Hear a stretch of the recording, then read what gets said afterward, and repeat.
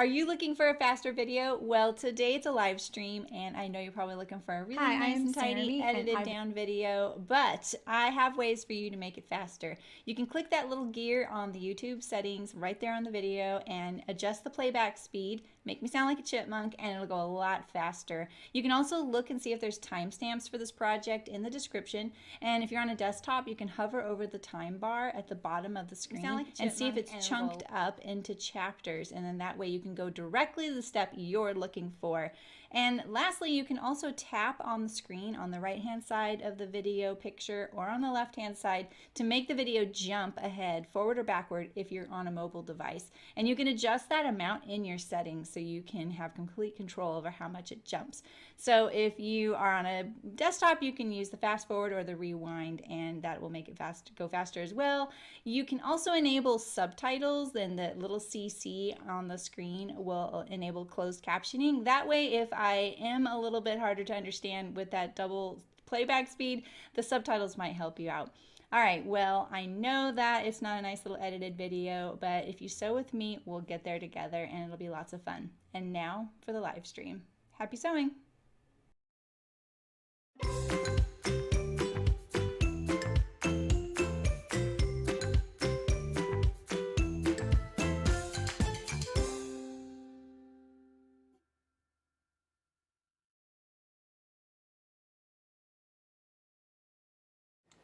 Hello, hello. Hi, Barbara. How's it going? I'm trying to get my dress off camera. It's really bad. I didn't realize it would be this bad in the camera. Maybe I can make it less sharp.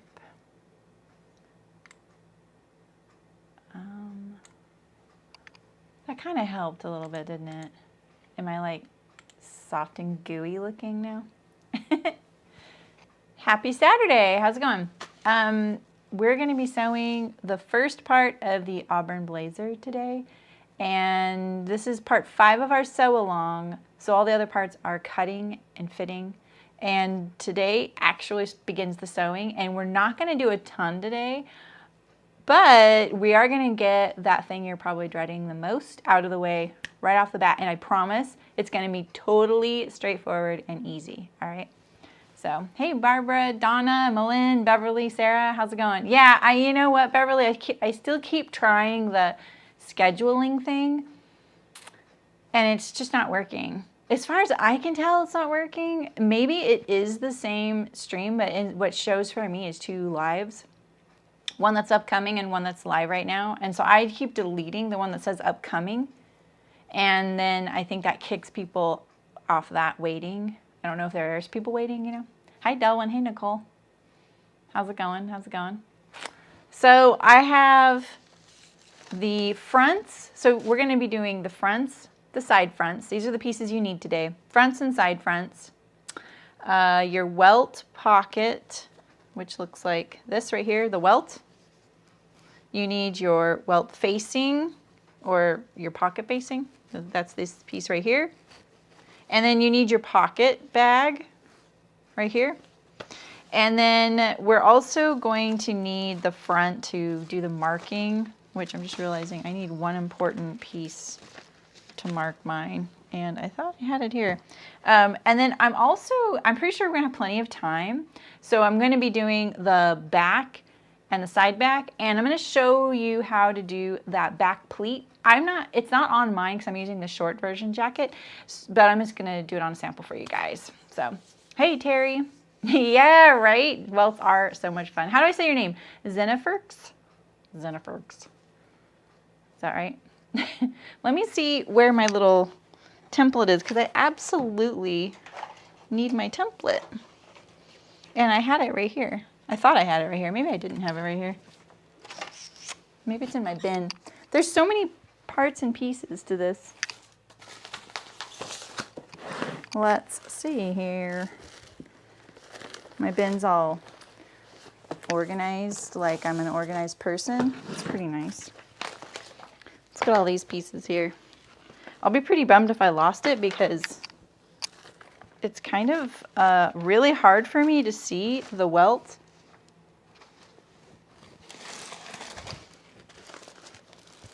Hey, Ray. Yeah, I know.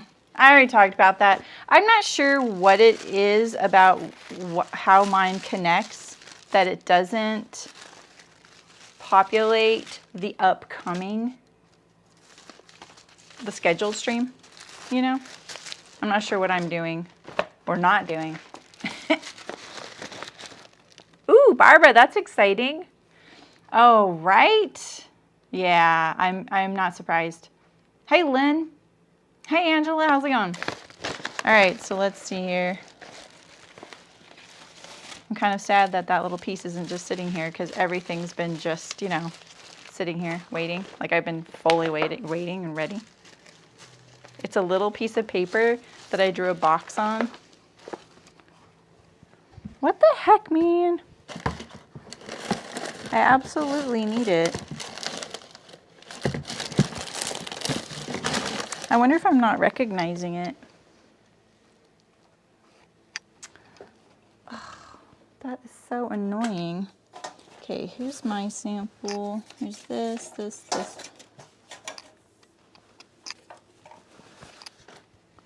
I'm totally puzzled. Maybe it's in here. You're still cutting? Good. All right, these are all my pieces for my actual blazer. That's my back right there. And then this is my, is it in here? Oh, there it is. It's right here. It's been here all along. See, I told you I was organized. I know you don't really believe me, but let's get rid of those pattern pieces. There's a super long thread on the floor. Oh, nice, Nicole.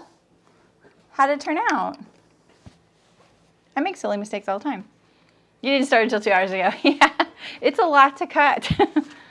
Okay, so like I said, you're gonna need your front and maybe your side front. And I recommend that even if you have both the PDF and the print version like I do, or you only have the PDF version, I highly recommend that you toggle off all the layers that aren't your size.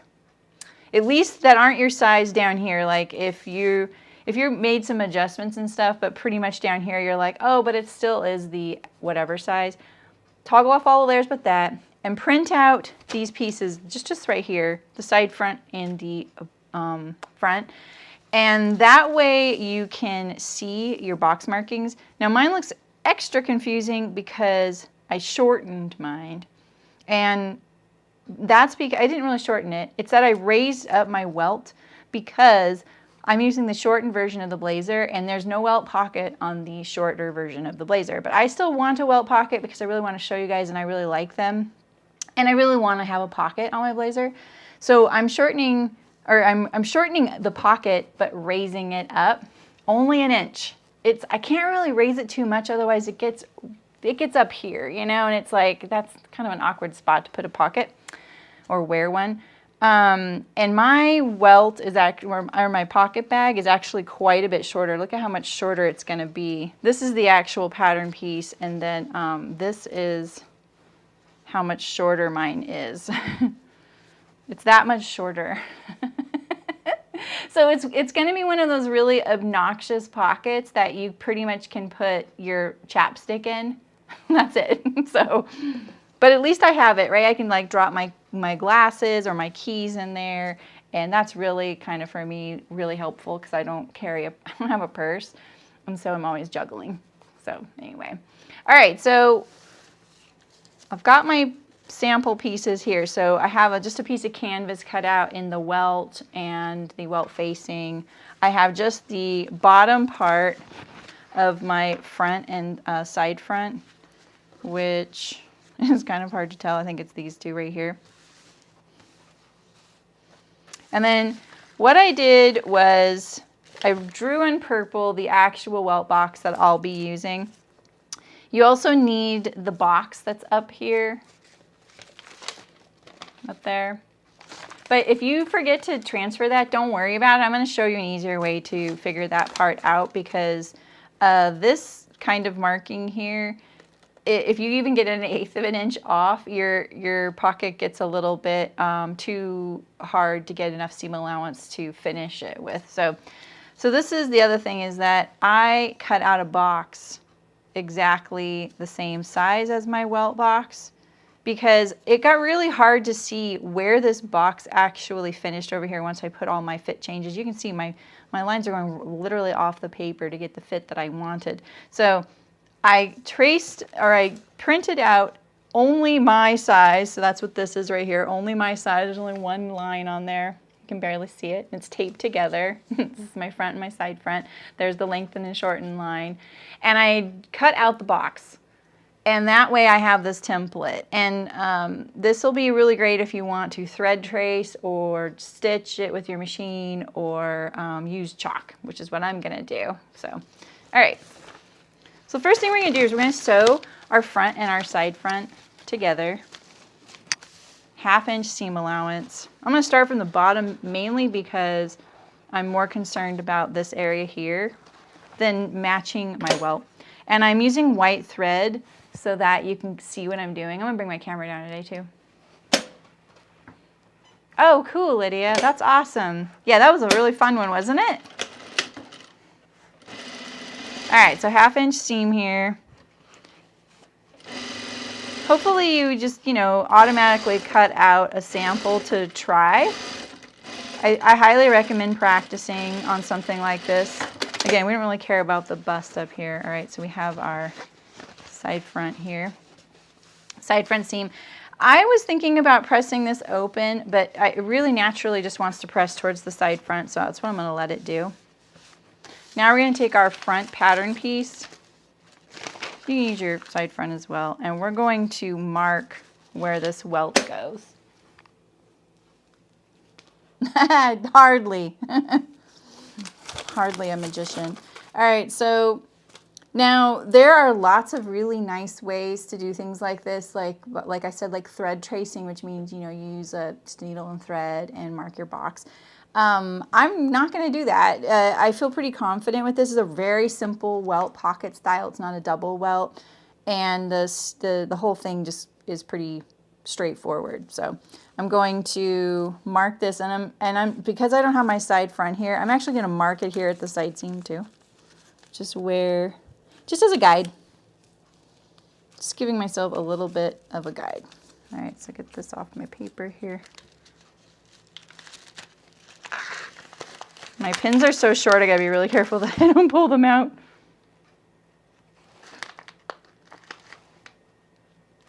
We just jumped right into this. I'm pretty excited. Can you tell? How are you guys doing?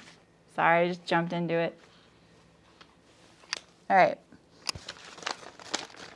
We can also, while we're here, before you take this off, we can mark that box up here if you want. I think mine is the 16. Like I said, I did mark mine when I did a sample because I needed to figure out what my pocket depth needed to be, because my fabric wasn't tall enough. The fabric print that I wanted to use, this one right here, I only had, I think it was like 1.5 inches too short, and I was like, well, that's perfect because I need to shorten my pocket anyway, so that worked out, because I was kind of bummed that it wasn't going to work. Oh, I lost this one, but I can see where it was. It was right there. This canvas is a little unforgiving. All right, and so now I'm going to take my little, you'll note I don't put my pins in all the way, so I do this. Oh, where's my side front? I do want my side front. I have it right here. Oh, it's my button hitting the microphone, sorry. Here it is, here it is, here it is.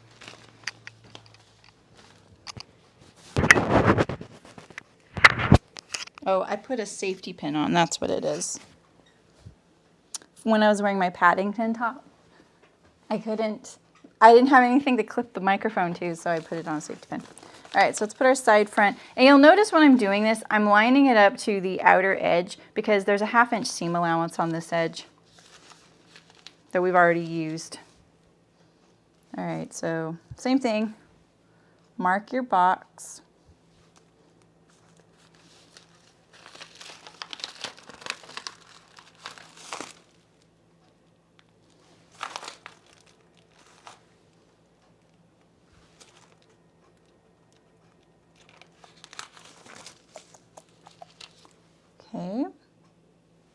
And then now, I don't know why I did this. I did this on mine, but you don't really need to do that.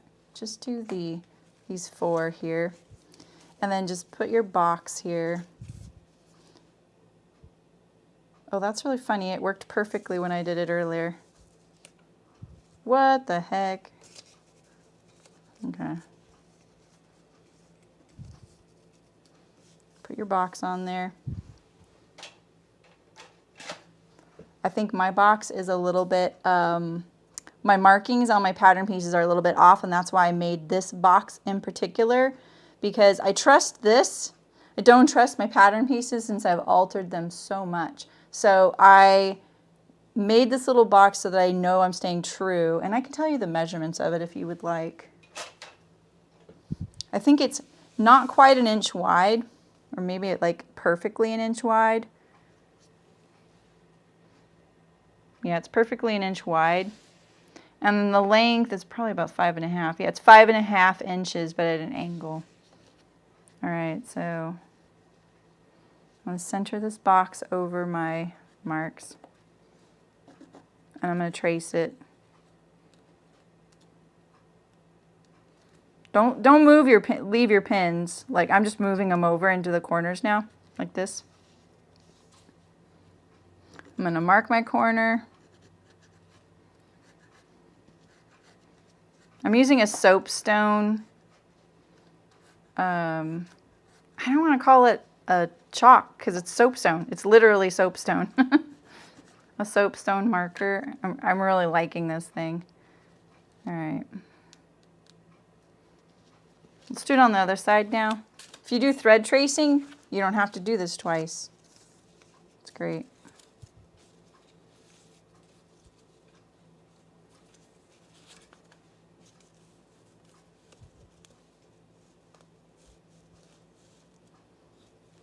I love when I do a sample of this off camera and it's like as simple as could be.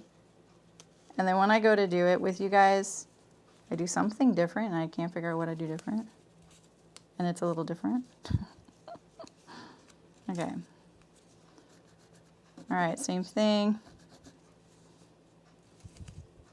You really want this box to be one on top of the other. I actually don't think, like, this isn't my favorite way to do this. But I think that this way gives you more confidence. The soapstone is so good. It's so easy to mark. I like it. All right. Oh no, really? Oh, Malin, I'm sorry to hear that. Do you think you can go up a size? Or is that gonna be not ideal? Hi, Eliza. 88 degrees. Whoa. That's nice, though.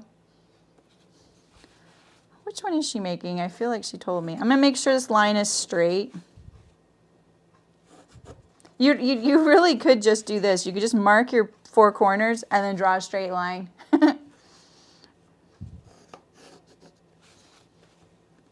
But I know when I'm nervous, I like do every little thing to be like, oh, okay, I don't want to deviate. Let's just double check it so you can see I'm a little bit off there. We double check a little bit. If you're a tiny bit off, it's going to be okay. But if you want, you know, you can make sure. Partly it gets off because the seam kind of pushes things around a little bit. Straighten this up.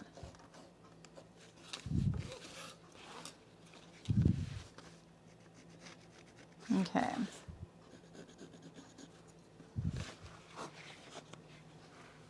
Get rid of all my little pins here, except for that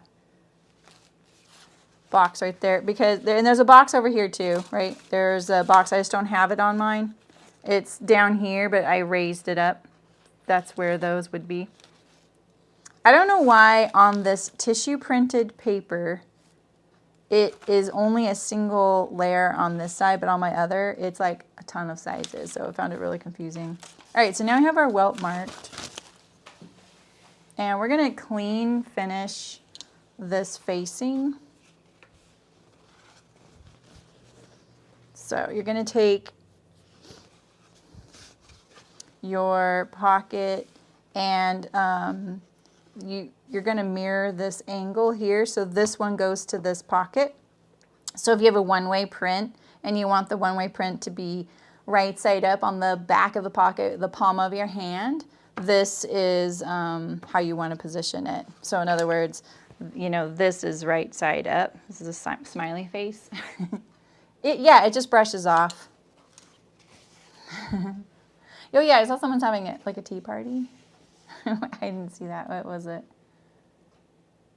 Oh, nice. A little tea party. Oh, interesting, Malin. Ugh. I'm nervous. I'm not nervous right now.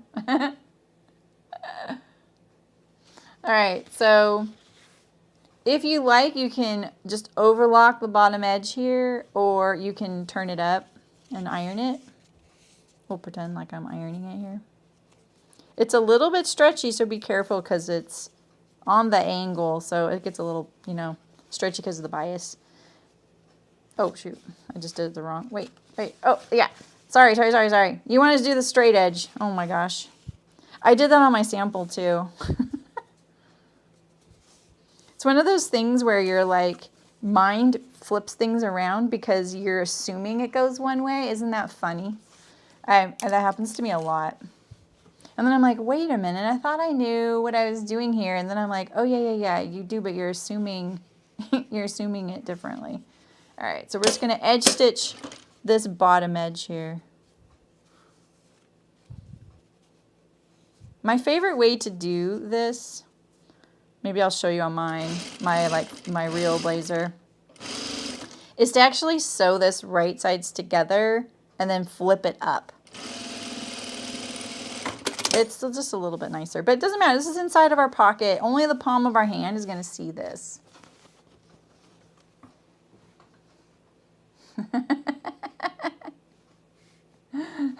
Nice, Terry. All right. Okay, so now we're ready to stitch and we're not nervous at all. Right?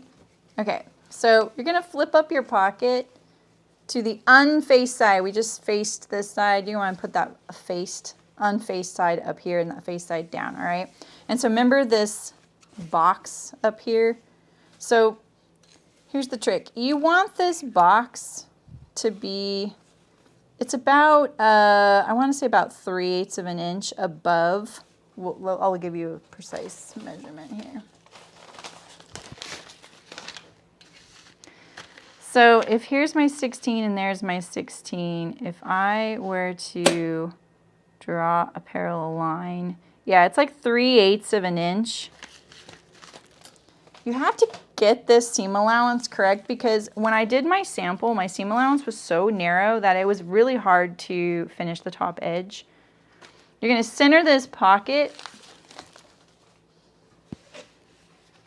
I'm going to do this. I'm going to pin this up out of my way because it's falling off my table and it keeps pulling things out of the way. So I'm just going to pin all this together like that, okay? And what you could do is just draw yourself a nice little parallel line here. Like this. You don't have to. I'm doing this because this is my sample. I probably won't do this on my actual blazer. So. She is busy. Yeah, right? But once you have your favorite shirt pattern, you can do it anytime you want.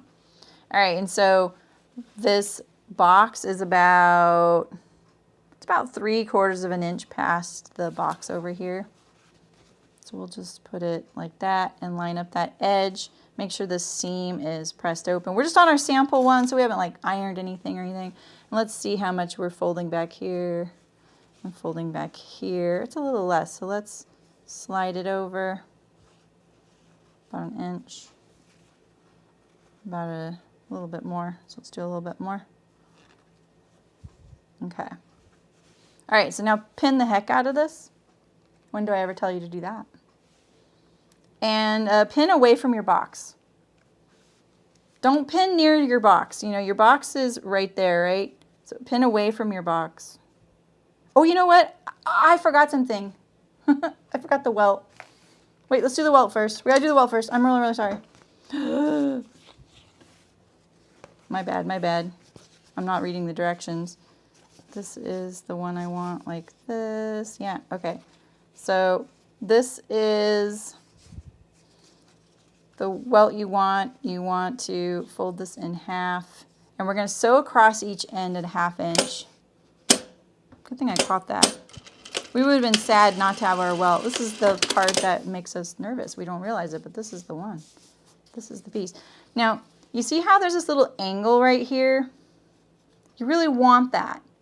You want this seam allowance to be angled away from your seam line here because it's a real problem if this little seam allowance gets caught in the vertical edge of the welt. That's when you get problems. So if you just keep that seam allowance completely out of there, you've prevented yourself a huge problem. So make sure you pivot. And then we're going to trim this down to 1/4 inch.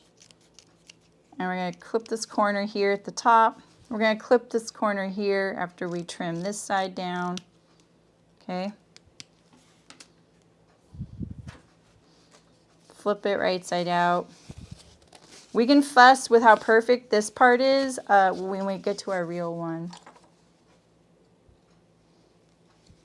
Because I have a feeling mine's going to be kind of problematic with that fabric. Although it's all interfaced. All these pieces aren't interfaced, but my actual blazer are interfaced. If you kind of, you know, chunk this up on your real blazer, I reckon, like, you know, like you don't get really good points or you just can't get it. And it's just like the fabric is like learned a pattern that you can't break it out of. Just cut another one and sew another one, you know. All right, so here's my welt. And you see there's that little angle right there, kind of angling away. All right, and that end goes to that end there. You see how it kind of angles not so toward the seam allowance there. All right, so now line this up, and there is a center line on your welt. My welt is so messy, isn't it? So if you want, draw your center line on there. And we're just gonna sew this at 1/4 inch seam allowance. And so to check, you see how if I lay this welt to the top edge here, that's our finished line of the welt. I'm only explaining some of this stuff because I know everyone learns a little bit differently and certain things click when you think of it in the way that works for you, right? And for me, I have to know why it needs to do what it needs to do in order to understand what I need to do to make it that way. And some people are so good at just trusting like, oh, that's what I need to do, I do it. And for me, I'm like, why? I won't even start unless I understand. So I know some folks might be like me. So for me, I need to understand, well, wait a minute, if I'm only doing 1/4 inch seam allowance here, but the rest of it, you know, like the rest of my thing's a 1/2 inch, I don't think that's right, you know? So I start questioning things. And so when we sew this welt onto here, we're only going to take this raw edge 1/4 inch above this line, this bottom line, right? Like this. So it's going to be halfway between this center line and this bottom edge here. So to double check that, what do? We line up this finished edge of our welt to the top, the finished edge of our opening here, and we can see it only extends a 1/2 inch below. Half that amount is your seam allowance. That's why you know it's 1/4 inch. Because, right, you got to do 1/4 inch here, and then it is, I can't even explain it, but it's like, that's your seam allowance because it's the 1/2 inch is half of that.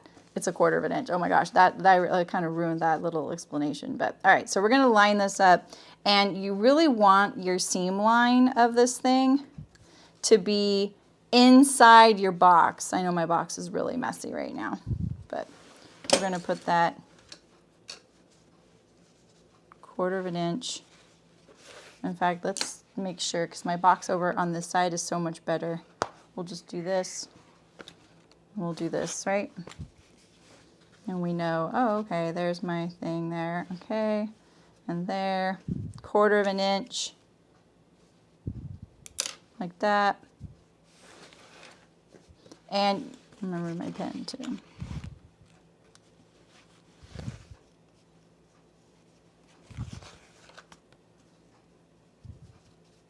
Like that. Pin it if you like to keep it nice and accurate, because now we're going to be talking about like keeping our lines nice and parallel and consistent. Even if your welt pocket gets a little bit off, like, oh, it got like a whole 1/8 of an inch lower, just keep everything true to that. Don't try and force it back into the shape it was supposed to be. Just go with it if you're on your real one, because you'll be happier with just making the other one match it, or maybe it won't even tell. You won't even be able to tell. All right, so we're going to baste this. You don't need to back stitch like I just did. Just baste this at 1/4 of an inch. What I like about not basting it and back stitching is that it puts this little thread tail inside there rather than it hanging out like that. You know what I mean? All right, and so look at this little angle. I'm going to trim it a tiny bit off. I really want to make sure I don't nick it when I'm sewing that opening. Now we come back to our pocket facing here. And remember, I'm going to go through this whole thing again when we sew the real one. We're going to do 2. All right, so let's center our pocket. So line it up 3/8 of an inch above the top opening of the welt. Yeah, exactly. I'm just making sure. Hi, Martina. How's it going? Nice to see you.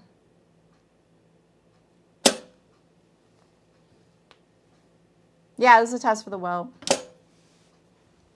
Probably testing everybody's patience with the way I'm doing it too.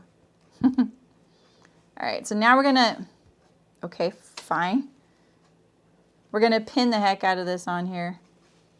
These pins are too light for canvas. See that? If you are getting near your welt opening there, make sure these pins are perpendicular. We're not sewing from this side, we're sewing from the other side. In fact, honestly, like, this is a very similar pocket to the Tamarack jacket. And I think what would be really helpful with this pattern is if this welt opening was printed on this pocket piece. And then all you had to do was lay it on and match up the 2 boxes and then sew the box, right? That's far more accurate. All right, so just pin away from the opening if you can. And let's just look. See, there's my opening. I have 3 pins going through it. So, you know, I'm not a big fan of that. I sew through pins all the time, you know that, but just make those all. All right, so we're going to flip it over now. And we're going to sew our box. So when you do your final jacket, you're going to want your stitch length pretty short for this, because you want a really nice firm opening, and open stitches kind of make things a little bit wobbly, you know, like a longer stitch length is what I mean by an open stitch. When you have a shorter stitch length, it kind of just makes your opening a little firmer and smooth and straight. It's just a nicer finish. All right, so let's move all this, and we're just practicing, so. All right, we're going to include, I don't usually start and stop in the corners. I start away from the corner. That's one of my biggest tips. I'm going to include this stitching of my basting stitch for the welt. So basically, I'm sewing just to the right of it. And when you come to your corners, you need to pivot. Sink the needle and pivot. So straight up. I think I can go a 1/2 stitch more. pivot.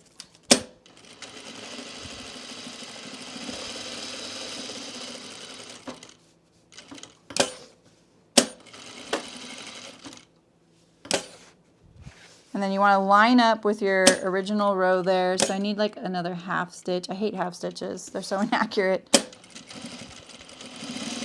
All right, there we go. And see, let's see how it looks on this side. Can you see my stitching here? This is it. Look at that, I have a nice parallel line. I'm kind of surprised. About the same amount on either side here, the fabric. Let me pull this off and you can kind of see better. That's it. That's really all there is to it. And then the clipping and stuff, like this little box is really the key to happiness. And so when we went around this welt here, you want to make sure you didn't sew it. And can you see my welt? See that little like bump here? Can you see that bump right there? Let's see. That's the seam allowance of my welt. You don't want to sew through it, because what happens if you sew through the seam allowance of your welt is that it'll be on the right side of your jacket. So if you are peeling this up and you're like, oh yeah, I actually sewed through a little bit of my seam allowance and I didn't realize it and it's showing there, before you do anything, fix that. Maybe make your welt, this line a little, like a parallel 1/16 of an inch bigger, and then trim that seam allowance. You know, make sure that all of this welt is inside here, the seam allowance. All right, now we're gonna cut it. So get yours going. All right, and then we're going to cut right up to into these corners. You have to go all the way into these corners, and then this one right here with the Welt Pocket seam allowance is going to give you trouble. So I'm separating it out right now, kind of like getting it out of the way while I clip that corner, and I'll probably clip the other one from the back side so I don't have to go through that seam allowance.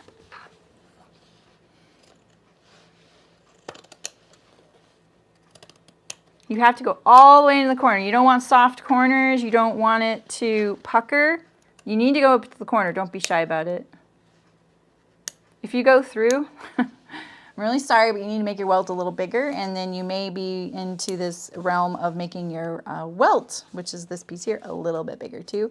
But I'm gonna also tell you that when we do this whole magic part of turning this right side out, it's gonna look bad, okay? No matter how well you sewed this right now, it's gonna look funky and like it's never gonna go back into shape, but it's gonna be fine. And you know why? It's the welt. This right here is gonna cover up any of our mistakes.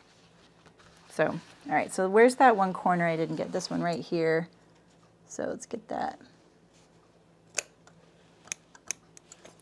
All right, so now we're gonna pull this through. And you're like, there's no way this is ever gonna work, right? But look at that, the welt, look at it, it just covered everything up. Right, we're fine. All right, so pull this to the right side. Now this fabric I'm using as my sample pocket is so lightweight, it's almost problematic. I'm just kind of pressing all this like this, pressing my corners with my fingers. Like I'm really pulling it. I mean, look at that. Like, look what it went from to what it's going to. Those little puckers, that's fine. That's not a pucker. It's just this fabric is so light and this is so heavy. We're good. Right here, this is why I'm saying you really needed the seam allowance to be accurate, because anything narrower, which my first one was, is a little bit hard to sew. All right, so you can iron right now. But let's look at the right side. Look at that. Not bad, right? And then your final step, not yet, is to hand sew the ends here, just like on the tamarack. And then it covers up any of these things. Like, see, I used white thread, and I would even be able to cover up the white thread there. All right, so we would iron this if this was our actual jacket, but it's not. And then now you're going to sew the top of your pocket to this edge here. Now, This right here is kind of a tricky, it's not tricky, but I will say that getting it to look nice means you kind of got to sew right on top of that seam, or even just to the left of it. So I'm going to line up just the pocket lining to the pocket itself right here. See? So the seam allowance of the welt right here is wider. So you're not crazy if you're seeing that. It wants to pull away, so I'm going to pin it because the canvas is stronger. The canvas is winning right now. See, look at that. See, it wants to pull away like this. That's normal. It's just so much stronger than my pocket fabric. I'm hoping my real pocket fabric, which is this same stuff, maybe I should interface it. I probably should interface it. All right, so this is what we got going on here. Here's your welt. Here's your pocket bag, right? Bottom of your jacket. You're going to flip this up like this. See, look, see what it wants to do.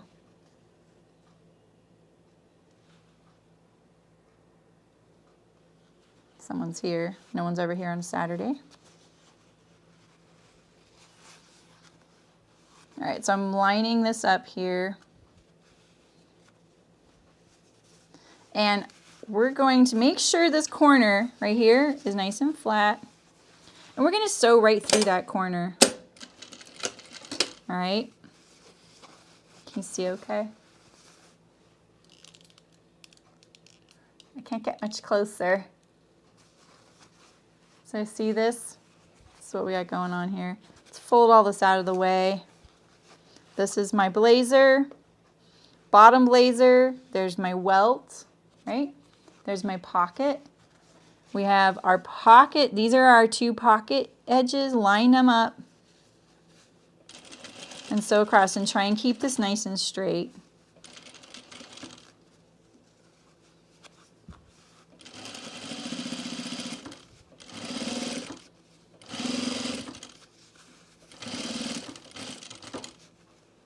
I had to do this twice on my sample because it actually showed my, I know I should back tack there, but I just want to see what I got here. Let's see. All right, so see I have a little bit of my lining showing there. It's not bad though. I think that that's acceptable because my welt will cover that up. You know, this is looking pretty good. If you have a little gap here, trust me, it's totally going to be fine. I promise. Trust me, because I've really botched a couple of my tamaracks pockets. And when I hand stitched it, I was like, wow, I'm falling in love with hand stitching. It was like my savior. So there you go. That's it. And then you have your sides of your pockets. So just make sure you keep your blazer out of the way. And what you do is open it up, flip it over like this, straighten out these edges here, and sew them together. Let's make our stitch length normal. And same thing on this side. Flip it up, flip it up. Line up these edges here.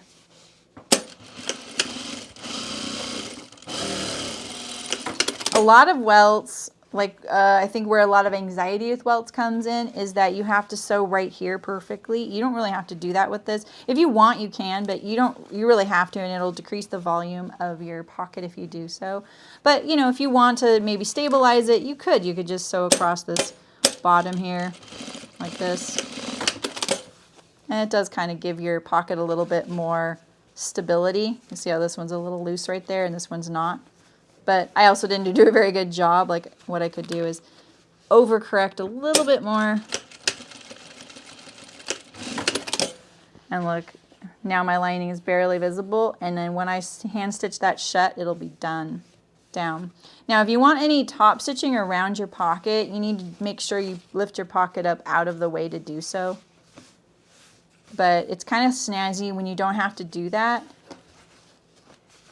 And then that's it, you're done. See how my pocket is hanging out? So if you added the pocket and you're doing view B, the shorter jacket, this is, and my welt's an inch up higher, your pocket's gonna be hanging way down here because this has a 1.5 inch hem. It's about like right here. So you'd have to trim off quite a bit of your pocket in order to let it hang in the jacket. So you don't even care about this welt, do you guys?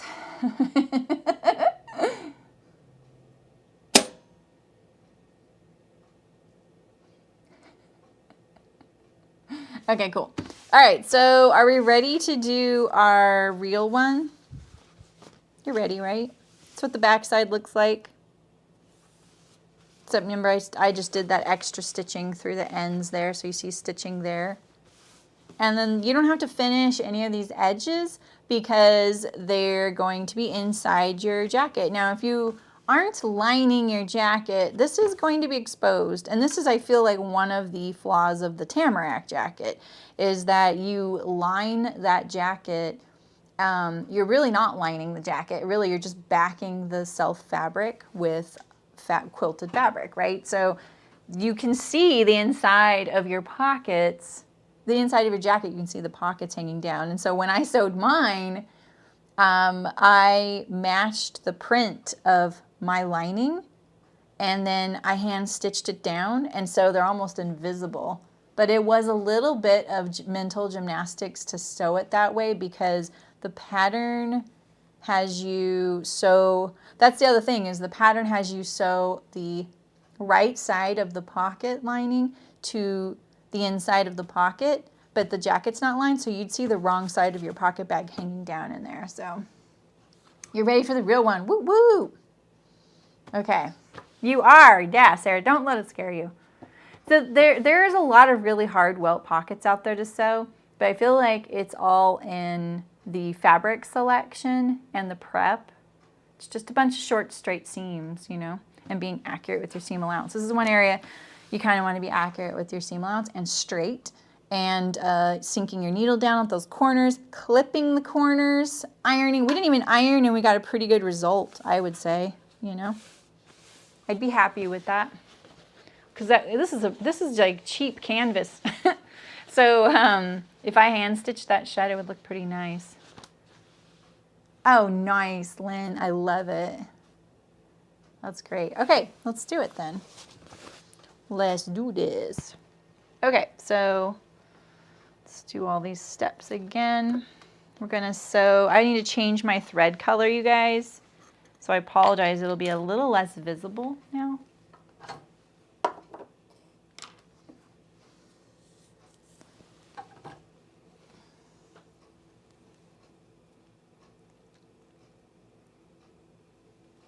Yeah, it's all about the prep. And I also think that for a really long time, especially when I was learning and coming up sewing, like coming up through my sewing years, I only really ever saw one or two styles of welt and how to sew them, and they were hard. And they were also hard because of the style of project that you were doing them on, and the fabric was a little bit hard too. Probably also I wasn't very good at picking fabrics out. I hadn't cut my lining yet, Eliza. I'm only doing the pockets in the birds. So no, my whole jacket isn't birds. It's just the pocket lining. This is one of my designs. And this is a printed sample. I kind of would like to interface it. Do you think that would be too thick? Because this is pretty sturdy. You know what I mean? Look at how frayed all these pieces are interfaced and they're fraying. This canvas is wily. Hi Vestigia, how's it going? Wow, that daisy is so pretty.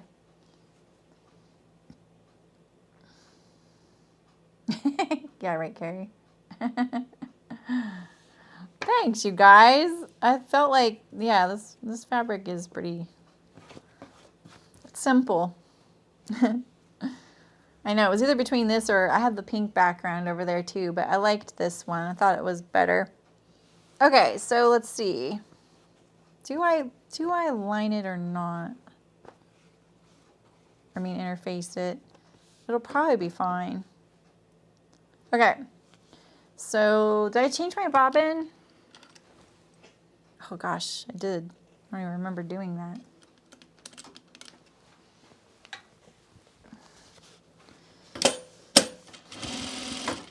Okay, look at, this is why I had to change my thread color to sew that for you, because the blue is almost discordant with the brown and vibrates. Right, Carrie, I know. I was thinking about my owl back pockets and how now I have the quail and I have owls. So let's see here. So we'll prep our pockets. I might be doing this out of order from the instructions. I apologize if that's the case. I like to prep all my pieces first. But I'm pretty sure this is one of the first things you do. So one of the ways you could sew this is by sewing this right sides together and then flipping it up and then top stitching it, or not top stitching it. And if you want to do that, this is my little trick if you don't have a way to line it up. Because if this were in a factory, this edge would line up to a notch up here and then you would know, right? But if you don't have one, what you can do is just nip in at your seam allowance through both layers.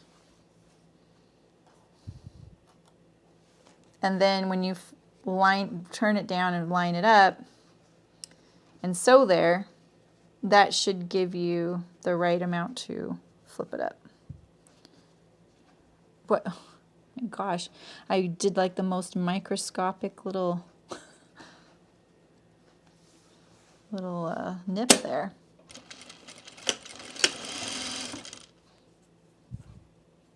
Yeah, okay.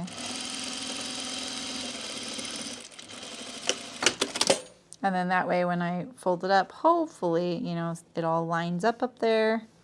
And you just have a seam there. This might be a little bumpy for, you know, you may want something a little flatter. I think edge stitching it is nice because it really flattens it out.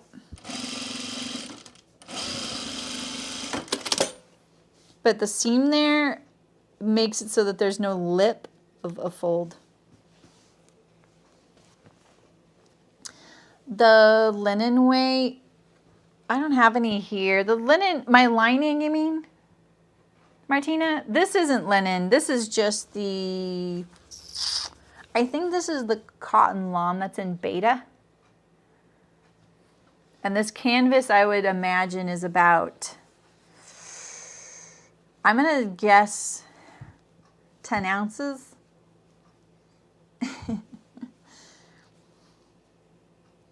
I'm not too bad at guessing ounces, but this is pretty thick, but it has a lot of drape. So it's kind of deceptive, you know.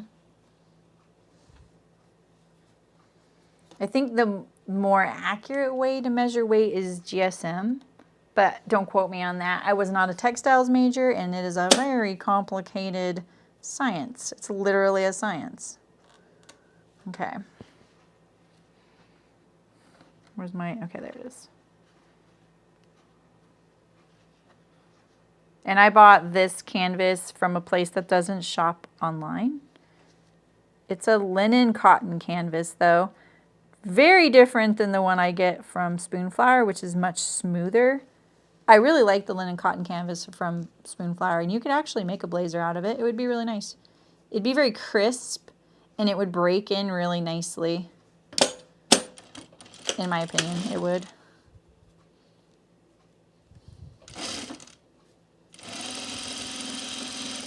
So make sure, see, it's pretty easy for me because I have a one-way print in my pockets, but make sure you have a left and a right. You know, see how my point is going this way, my point is going that way.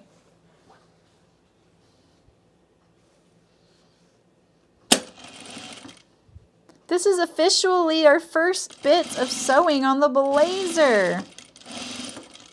How exciting. Okay. There we go. If you want, you can stitch across this, but it might behave okay. Mine did.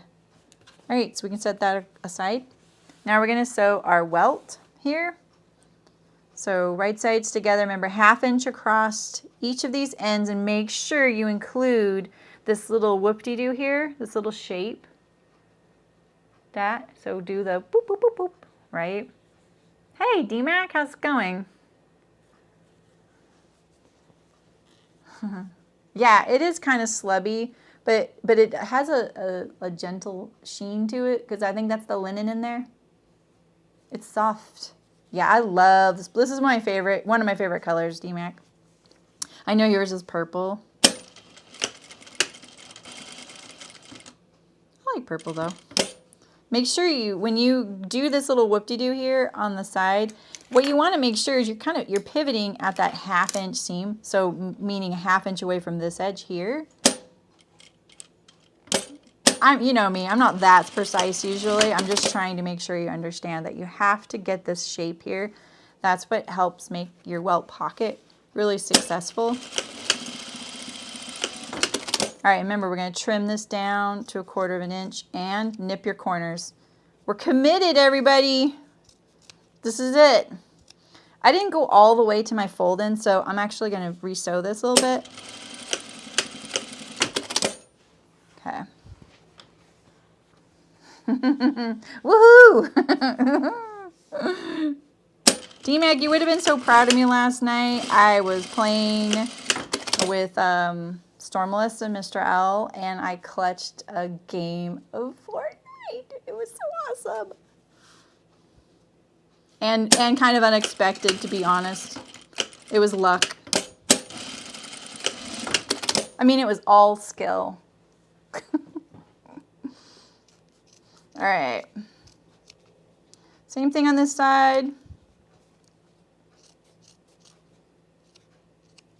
Get those corners trimmed. Now pop them out. You can use like a chopstick or a knitting needle. I think a chopstick would be a little bit too chunky in there to pull that corner out. And it's a little risky doing it with the awl. I will admit that. Yeah, I do gotta clip those, huh? I don't think my internet could handle that though. But it was pretty exciting. Maybe it's in my replays. All right, that looks pretty good. This all being interfaced is so nice. It makes the fabric so much more stable than if I hadn't. And trimming that corner. So when I use my awl, it's risky because the awl can grab these individual little canvas fibers and pull it out. You've seen that happen to me because it's a little bit cavalier that I use this. When I do use it, I pinch this pretty hard between my fingers like this. So I'm pinching that hard. I'm not letting anything come out fast. So I'm pulling it kind of slowly. I'm pinching pretty hard. Ah, Angela, what the heck? Oh, shoot, now I'm distracted. Thank you. It was a little early. I'm not that impressive yet. There I am. Look at that. I'm already pulling fibers out. There we go. Let's get rid of that one little, oh, it's just fuzz. We can get rid of that fuzz. All right, we're gonna iron these. Now we're gonna sew our fronts to side fronts. This is it, you guys, this is it. It's happening. Where's your alert? Oh, did I turn the alerts off? No. There it is. Yeah. Oh, I'm so glad. Oh yeah, bent tweezers would be really good. That's good. That's good to hear. I don't know why, but lately I've been feeling like, should I really be doing this? Like, I was looking at the views from past live streams and I was kind of surprised that, like, my video of doing the, I didn't know this. I actually never look at it. I just don't really care. Like, it's not going to change, in my opinion, it doesn't really change what I'm going to do. I'm going to do it the way I want anyway. And I was looking at that serge elastic to a waistband video and my shirt collars. One of those has 17,000 views and one of them has 19,000 views, and I was shocked. I was like, what? Okay, that's great. But like a live stream, 500 views. That's about it. And I was just like, oh, is this really useful? Is this really that helpful? 1/2 inch seams, guys. Make sure your stitch length is what you want it to be. Yeah. Match up your notches. I didn't even like look for my notches. I can't even find them anymore. Let's see if I can find them. I kind of wish I would have done the side front on the bottom. I'm a little worried that my fabric is going to shift. That's why I'm walking it a little bit up top. I'm also kind of pushing this top layer a little bit.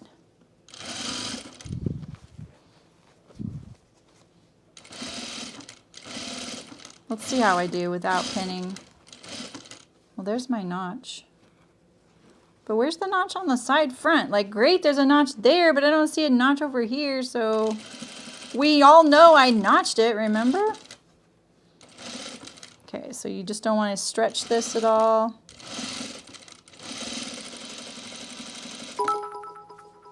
Ray! Filling the top banner. Oh!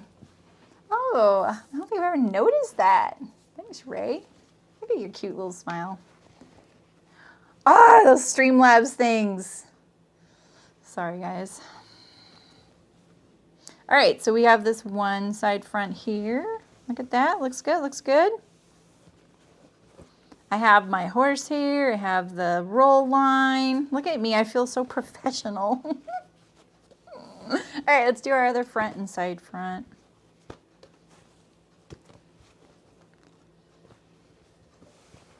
Let's try this one from up here. Line it up on that 1/2 inch seam. If you need my spiel on like these points here, that's what they're for. That kind of tells you the seam allowance in a way, especially the one on the front. You know, I don't ever use pins for things like this because I feel like I can kind of, if I hold them separately like this and pivot, it works really good. That's why.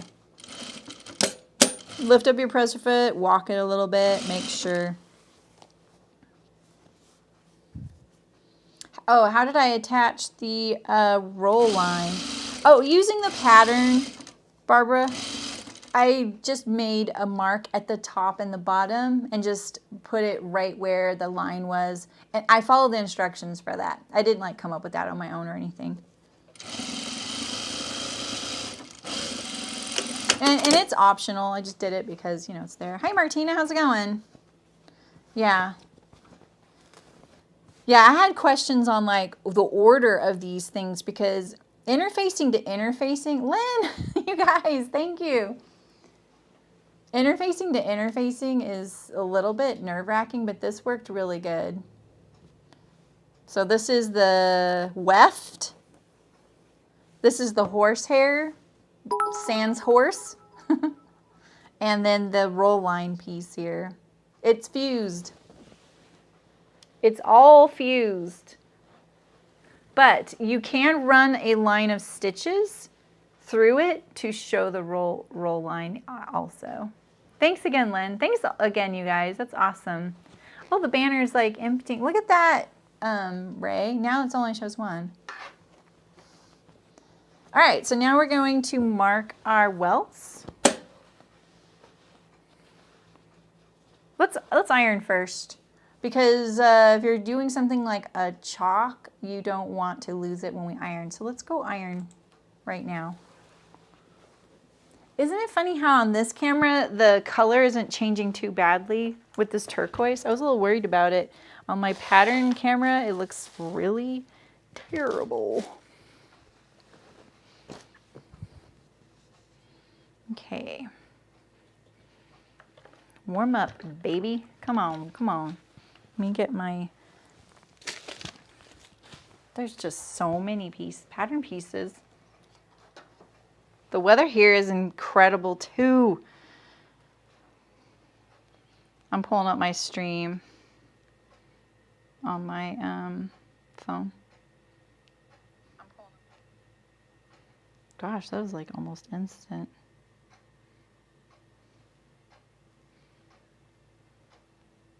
Yeah, exactly, Malin. Exactly. And I always think like, well, you know, how would I do it differently? I've thought about like classes, but I don't know really if that, I feel like that, I don't know. I'm open to suggestions. I don't want to stop working. I'm too young. I'm way too young. And I need to interact with people somehow, you know? And I really love what I do. And I really love being, you know, like, I just feel like I'm finally kind of good at it. I know you guys think I'm really good at it, but I feel like I have so much more to go. You saw some cargo shorts recently that had a single welt pocket on the side. Oh, yeah. That is nice. I love those, Lynn. That's a good idea to do that. You have a recent fire in Sequoia. Yes, I saw that. Those sequoias that are burning that have been through like probably like 2,000 fires in their lifetime. You know, they're like hundreds of years old. And now they burn because the fires are just too hot. Yeah, it's nuts.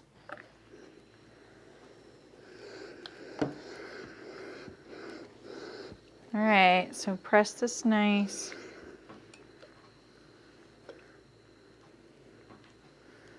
If you have a ham, you could really get this curve. You can see how what I do is I just kind of turn it in, I lift it up, and then that kind of helps me get this curve in there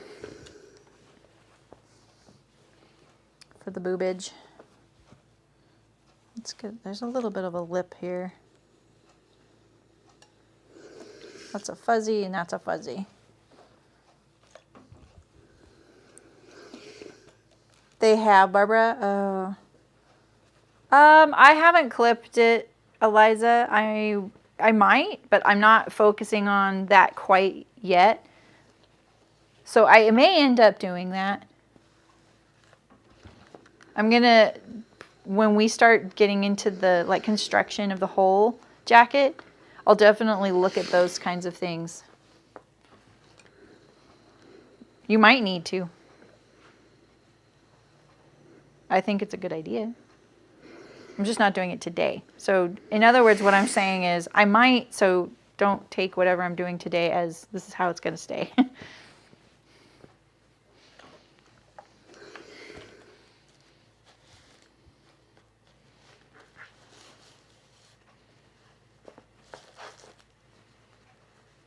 Yeah, exactly, Martina. I think that's why I really believe in live streams, because they're richer.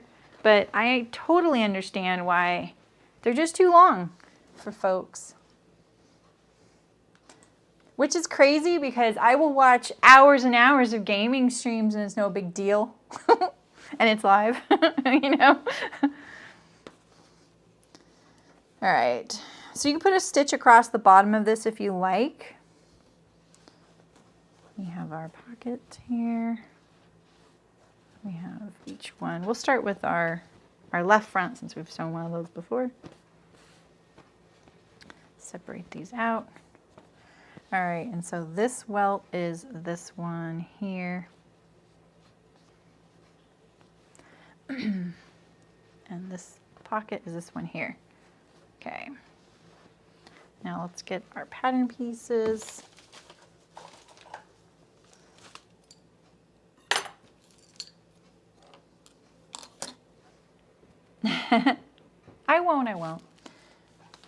I won't, but I'll be honest, you guys, I have to make sure all my expenses are covered, you know? So that's what I worry about sometimes. Like, I'm kind of breaking even right now, which is great. And I really would like to be able to sew for other people. Like, I don't really want, like, the new clothes are great, right? But it's like, I can't do it for infinity. I think about some of these folks that are not much busier, but they're sewing probably as much as I am. And I just think, how are they handling having all these clothes, you know? But sometimes I look at the month and I'm like, okay, this is great. Like in August, I think I only got 2 pieces of clothing, right? So that's not bad. All right. I mean, now that I'm kind of like, you know, sewing for chunky ceremony, it's kind of great because I need some pants. So, no. No, ideally, Eliza, I won't have Patreon at all someday. That's my plan. That's my hope. No, don't do that. I don't like talking about it. I don't want you guys to feel bad. I just want to just do this. And if it's what people like, then it'll happen, right? And it is happening. It is happening. All right, so remember, I'm going to put my pins in at each of these corners.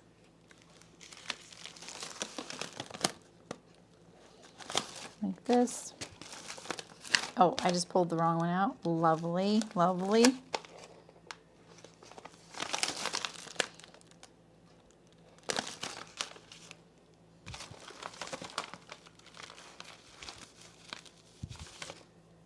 And then we have our side front here, which is right here.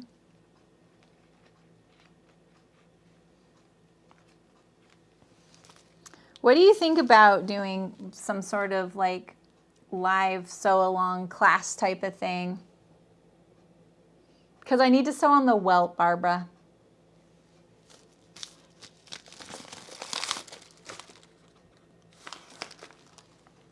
Yeah, it's a little bit, well, you didn't have to retract that. That was a good question. I would probably have set this pattern up a little differently if I had thought about it ahead. Right, yeah, exactly. So let's see, let's draw our box on here. I'm just gonna use my soapstone and just connect the dots. Like this. Ooh, that is not as visible, is it? Let's see. Can I get that a little more visible? I think I can. Can you see that? Yo, you can see it better than I can. Oh yeah, Jen, what would you guys like? Because I was thinking like, I think what stops me is I don't even know what to teach. I also think that I don't count myself as a fitting expert. Hey, April. Yeah, I would totally do that, you guys. Hi, Jessica. I've seen your name before, though. It's your first time watching live. That's awesome. Yeah, guide me from here for the lines. From there, exactly. There you go. And I think, like, I can fit, but if we're not in person, it'd be so hard to help you guys fit things. All right. I can actually see where my pin was right there. That's great. You want these welt ends to be straight up and down. They're not at an angle. Only these are at an angle here. So let's transfer this to the other side. And remember, you also want to look, okay, this is still 1 inch wide. You know, it's still 5.5, oh, why is that not as, oh, because I want to use my box. Sorry, guys, I want to use my box. I know my welt is not right on my pattern pieces because of all the adjustments I made. Here we go. This is my welt box. Lost my welt box.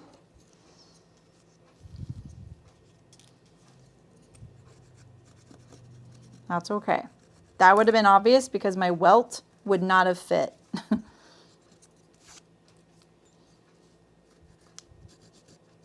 Yeah, I was thinking like doing a shirt sew along, you know, like a collared shirt would be good. Jeans, things like that. I'm more of a sewing engineer. Pattern engineer, sewing engineer. That's where my strengths are. Efficiency.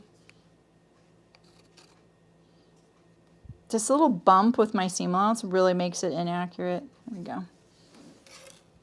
All right, so let's transfer it to the other side best we can.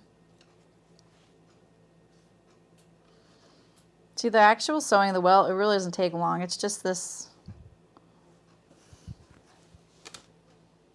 you know.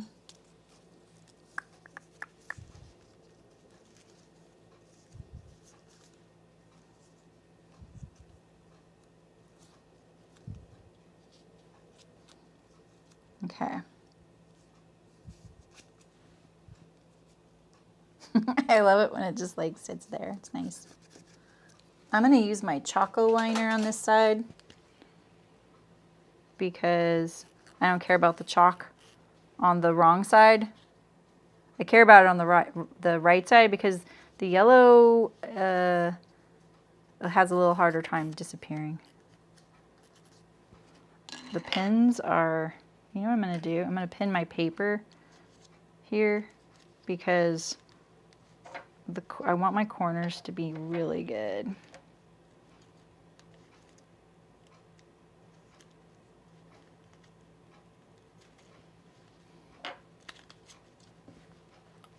Watch me fiddle.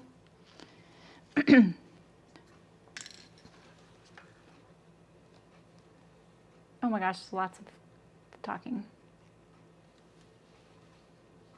Oh, that would be cool, Jan. I mean, that is so useful. I agree.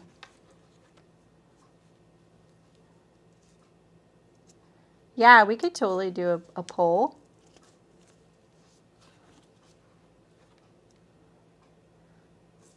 That's a sewing retreat. I can't even imagine enough people would come to something like that. I am a completer. I literally last night got accused of being a completionist, like it's a bad thing.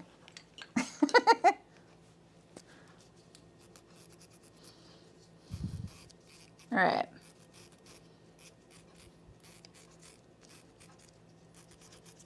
Get it nice and juicy on there. This is when I want to airbrush it, you know? Shh. All right, we're going to sew our welt on before we lose any of this. I'm going to move all that over there so I don't knock any of it. All right, so remember, you want this welt with the little angle, the little whoop-de-doo. I can't even see it. Where is it? Is this it right here? It's not even angled. Did I just not iron it very well? I'm going to clip that right there. I'm going to clip this right here. This is that little angle on my welt so that it pokes out a little better, and make sure that this is angled toward the inside of the welt.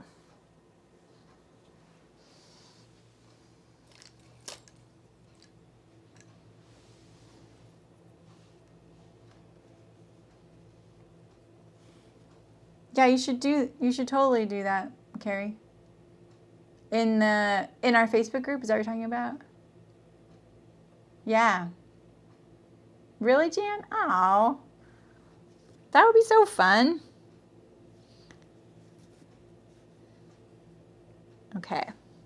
I've done some knitting retreats, and you're right, they are really nice. And it's just really nice to be able to, I think the biggest part about it is to be able to be like, oh, this is all I'm doing this weekend. I'm just settling in, I'm eating and chatting and doing my craft. And I think that that's really frees you up to just be able to focus. Okay, so we're gonna sew this at a 1/4 inch seam allowance, remember? So you don't want to put this up to that line. You want to put it, you know, a 1/4 inch past this line, 1/4 inch going this way, right? Because it's a 1/4 inch seam allowance. So you're gonna line that up on there like this. And you want to make sure that these ends are inside the box. And the other thing you want to look at is making sure that it's parallel to, if you drew the center line like I did, make sure it's parallel to that and it's like a 1/4 inch spacing there. You know, that kind of helps. There's lots of ways you can double check your math. Like I like to say that, you know, like how when you did math in school and they would say, now do it backwards to check your math. I do that all the time in sewing. Almost everything I sew constantly. I probably don't even mention it, but this is a few ways to do it, right? So I know, okay, I know that I need a 3/4 inch space between this raw edge and the top edge. Do I have that? Okay, I do. Okay, I know I want a 1/4 inch below the center line if you have that, right? And that kind of stuff reinforces what you're about to sew. And then that way you know you're accurate. And if you get off somehow, it'll help you pinpoint really what happened, maybe. So this is pretty thick too. So you might get some shifting. So I'm going to kind of make sure that this top layer stays that way. Don't shift. No shifting allowed. And we're sewing on the seam line of this bottom welt. 1/4 of an inch seam allowance. All right, now, and this is a baste as well. But I am going to back tack mine so that my thread tail doesn't, like the little cut edges don't sneak out the seam.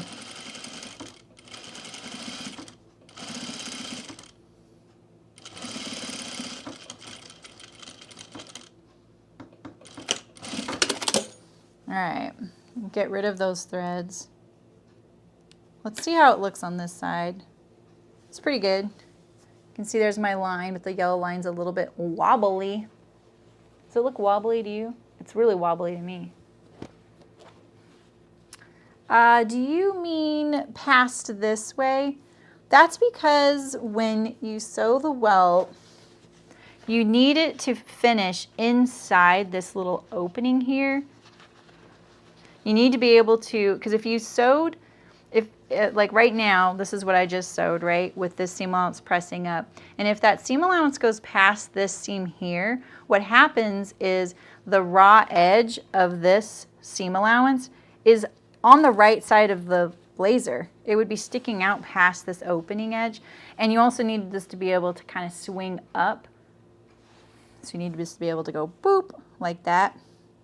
And your welt doesn't go past. Usually welts are all inside of the opening. All right, now we're gonna put on our pocket. Let's get my little kit here. I don't need all this stuff, but I'm gonna flip it over.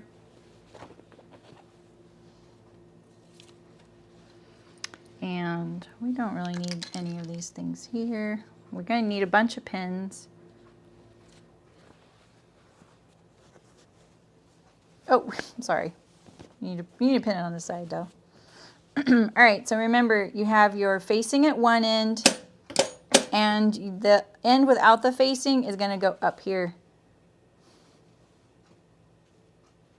Because this right here is, how do I explain this? This is on the back of your hand.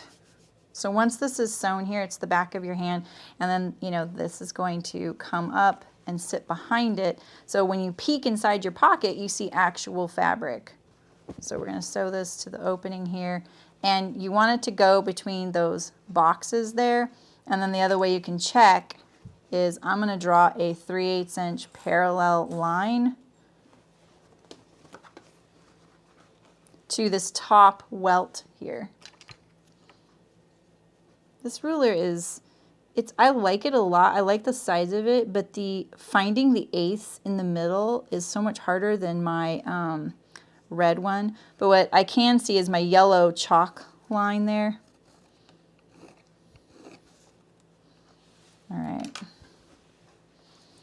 So now center. I'm also going to do this again. I'm going to just pin this up out of the way because it's so heavy that it makes it pull off my table.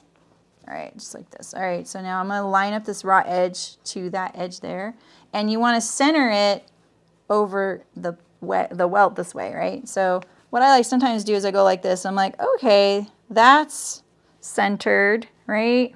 And then I raise it up like that. And then I'll pin the heck out of it.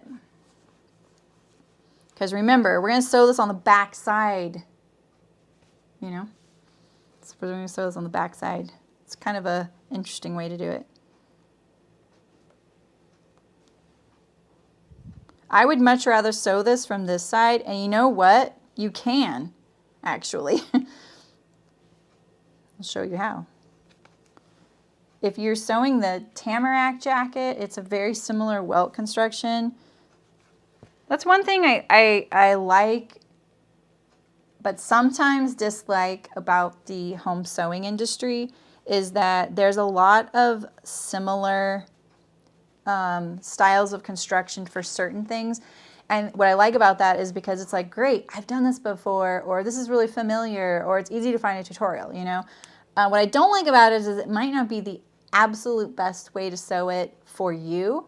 It's not that it's wrong, it's just like we all like, you know, process the information so differently. But here you could just draw your box on, you know, on your pocket, right? And then you could sew it from this side. You don't have to do it from the back side.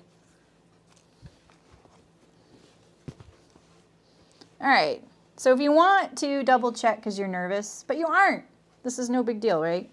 Just maybe put a pin through here and see where we landing, boys and girls. Like this. Where's my pins? Here's they are, right here. This one's a little bit further down, so maybe I need to raise my pocket. Which one's that? That's this one here. Or lower my pocket, that's what I need to do.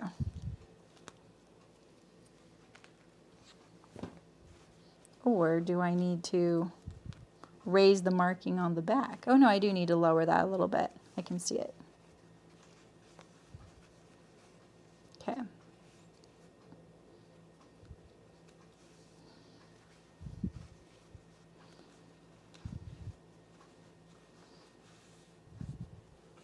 Get this nice and flat, right? Because we're sewing it on the back side, which is weird.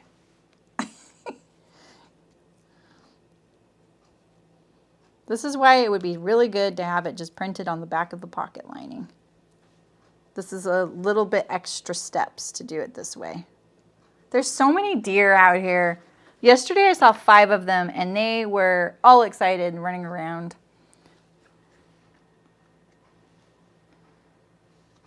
All right, so you just want to make sure that those marks back here are 3/8 inch below that raw edge. I think, April, if you're doing it along with me, it probably would make more sense, but yeah, exactly. I know what you mean. I'm losing my chalk line here, so I feel like we got to get going. All right, so I can see my line of where I stitched the welt on there. And I'm just kind of looking at making sure I have this nice parallel line here. See right there? Reinforced so you guys can see it.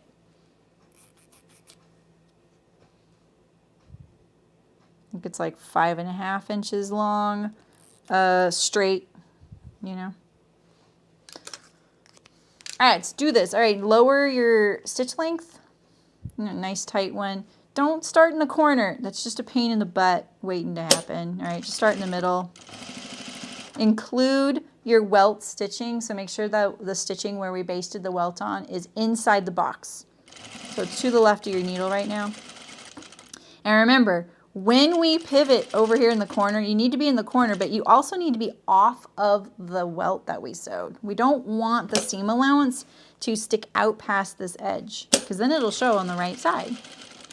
We don't want that.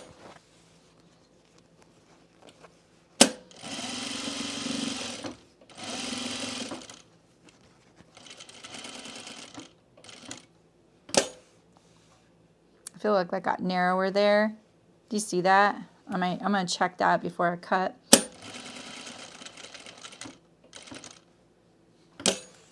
Make sure you're lined up with your original line. Yeah, see, look at it bows there a little bit. Let me just straighten that out a little bit. I don't need to take it out or anything because it's in the inside of the box. There's something about it. It's probably this pin. It's like pushing me a little bit. All right. So that looks pretty good. You see my box there? Doo-doo-doo.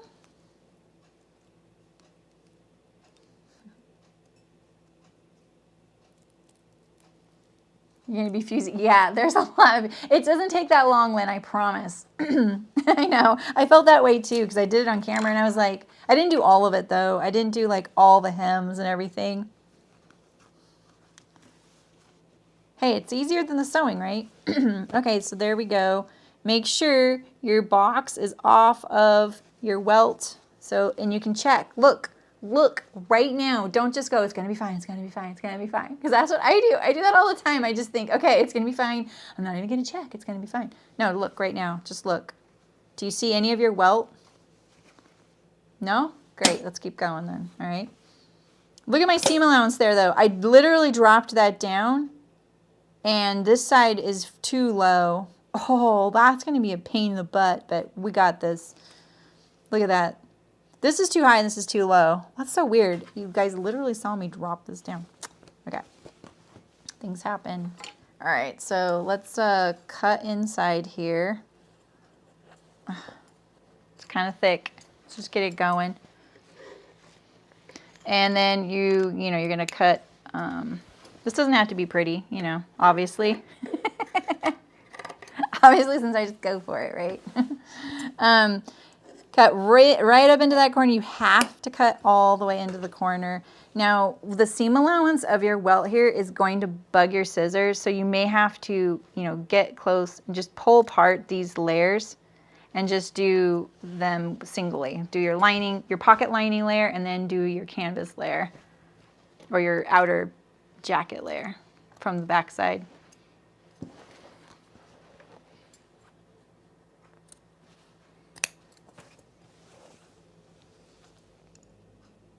Right up into the corner, don't be shy. Don't cut your thread. All right, and see now I'm gonna flip it over and see I'm just gonna do this canvas layer.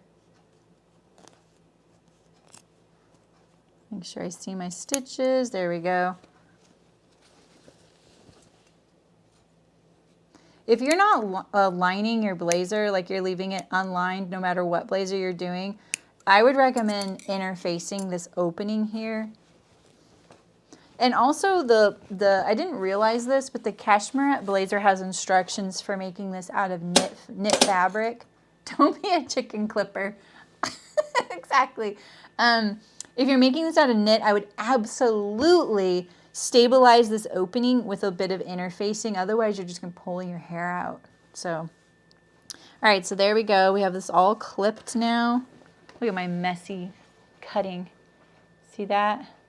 Clipped all the way to the corner there. You can see my little seam allowance is kind of pushing out already. All right, and so then push it into the inside here.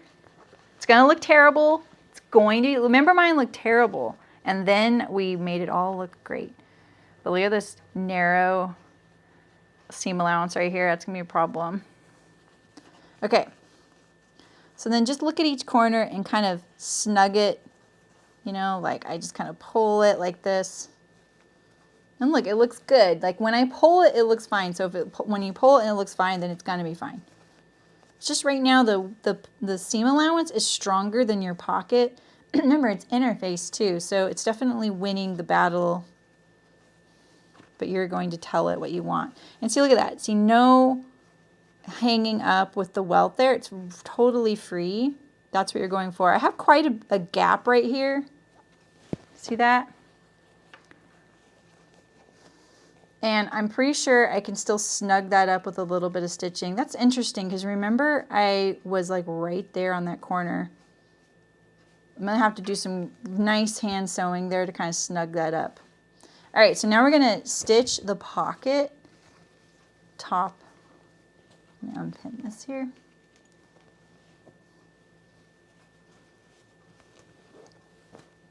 All right, so this is what I like.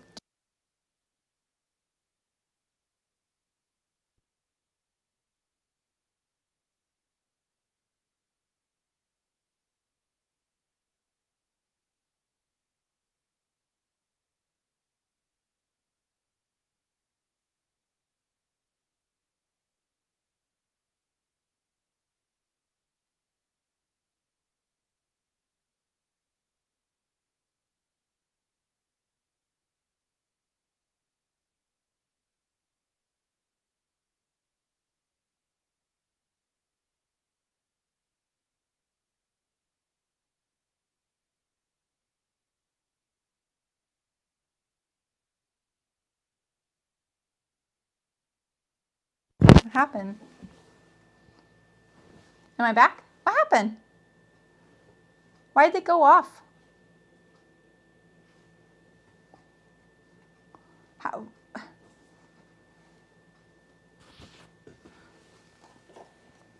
Oh, you know what? I'm running out of battery.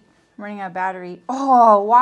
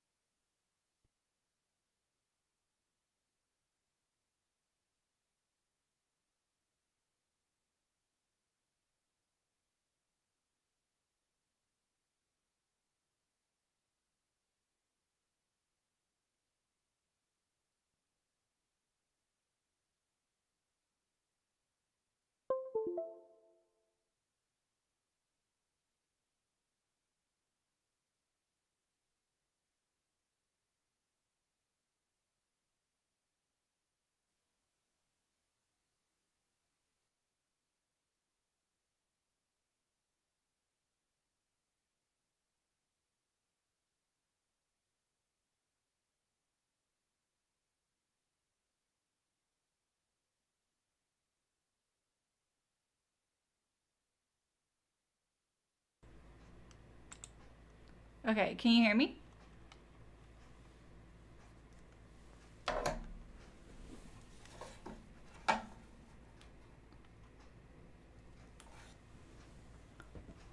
Can you hear me now?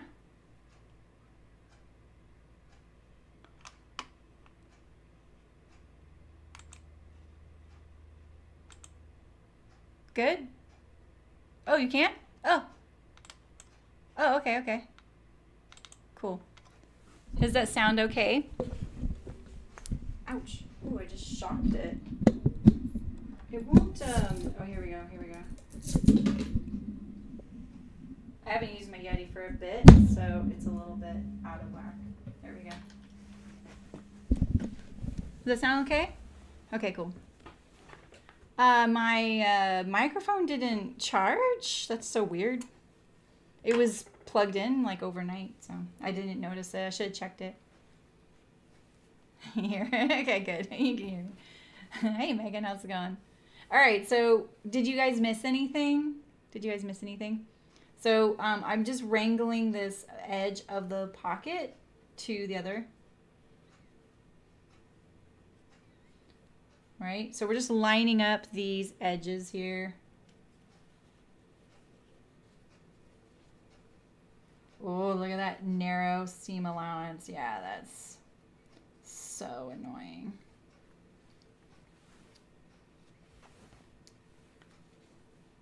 I should be ironing. Okay. All right. Okay, so now we're going to sew across this edge here, and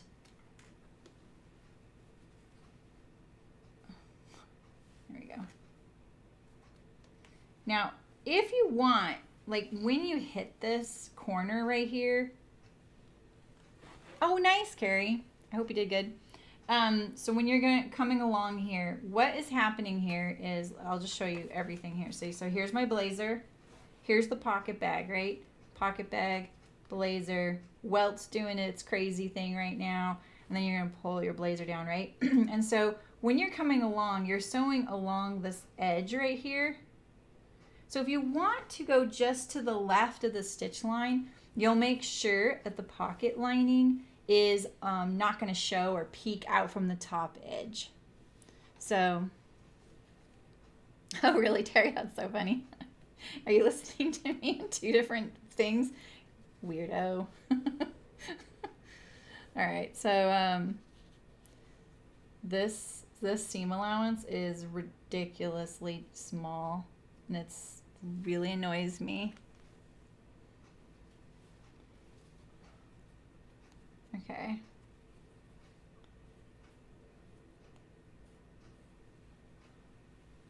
Okay.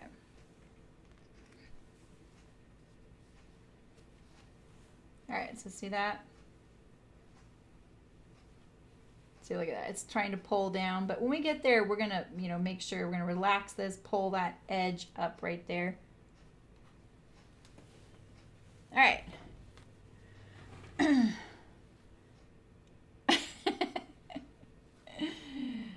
The audio is definitely one of the most frustrating things sometimes because personally, I feel like audio is one of the most important things of a video. The video can be kind of bad, but if the audio is bad, it's kind of for me, I can't handle it. I can't handle watching. If it's instructional, obviously the video needs to be pretty good. But sometimes the audio is enough, like someone can walk you through it by talking. And every time my computer does an update, it changes something about my audio.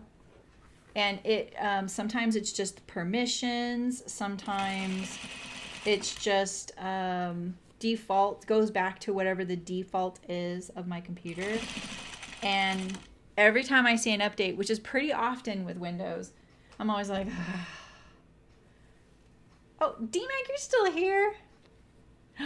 D-Mac, what'd you do? All right, hopefully I'll see you this weekend. All right, and so look, here's this corner, right? All right, here's the side seam of my pocket. Am I being too detailed, you guys?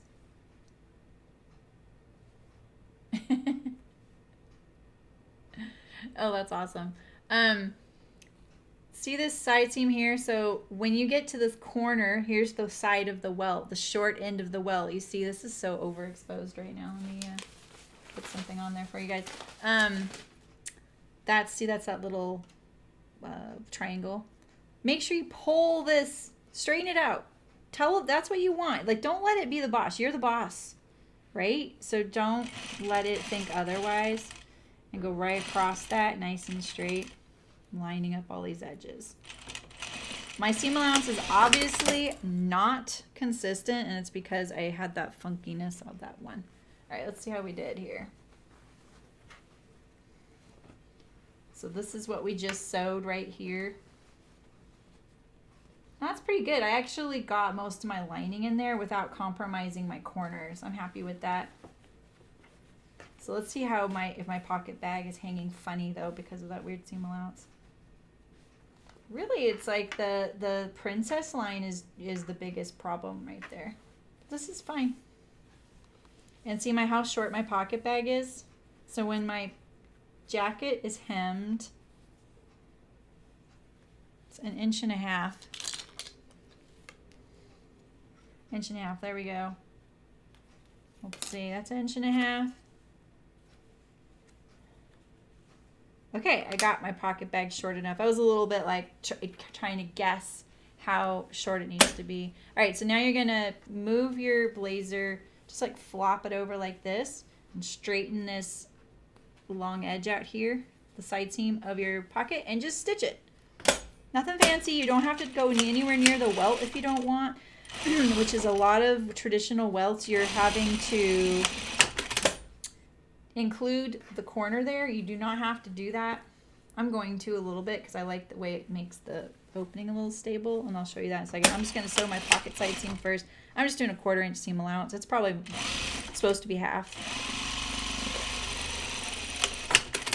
All right, and so I'm going to kind of stitch down this opening here. And so here's my blazer. It's all straight. I'm just going to stitch it down a little bit. You don't have to do this. I just like how it makes it so like, you know? So otherwise it's open like that, which is fine too. D-Mac is such a sweetie. Literally the sweetest person I play with. Such a gentleman.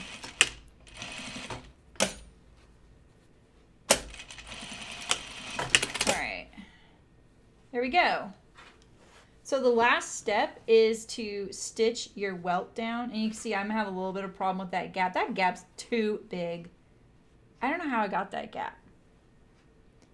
But we're going to do some creative hand sewing and kind of ease it in there like this, you know, do a little bit this. Maybe I change the angle of my welt down there, like that.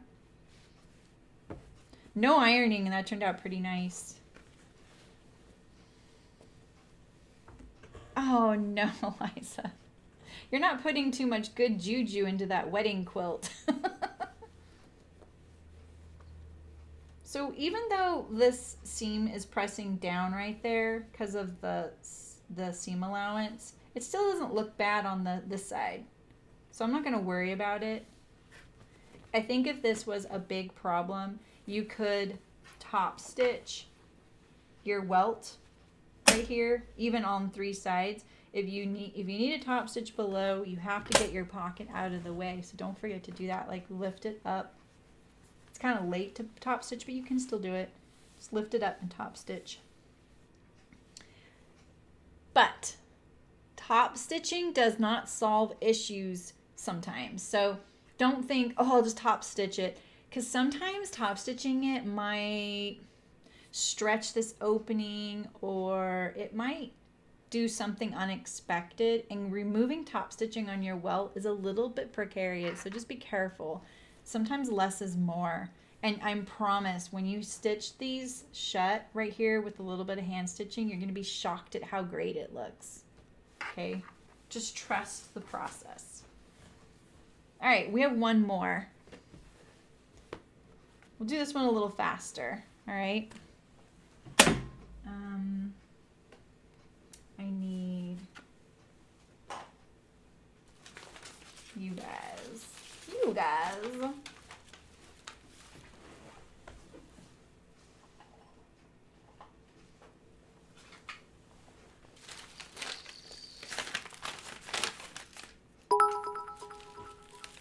Oh, Sarah, thank you. Why is it so bright? Thank you. That's nice of you. Appreciate it. You're already a patron as well, you guys.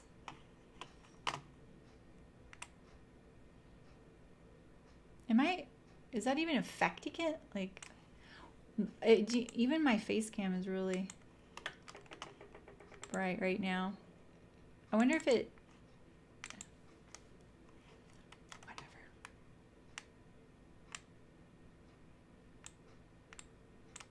Grab it, please. Jeez Louise. Sage advice. Yeah. Sometimes less is more. I am definitely one of those folks that's like, I'm just gonna top stitch the heck out of it and it's gonna be fine. And then I'm like, wow, I shouldn't have top stitched the heck out of it. You know? So it's like in knitting when they say, that shit'll block right out. Sorry, that's what they say. That's my cussing, but yeah, that's what they say. And it does for the most part.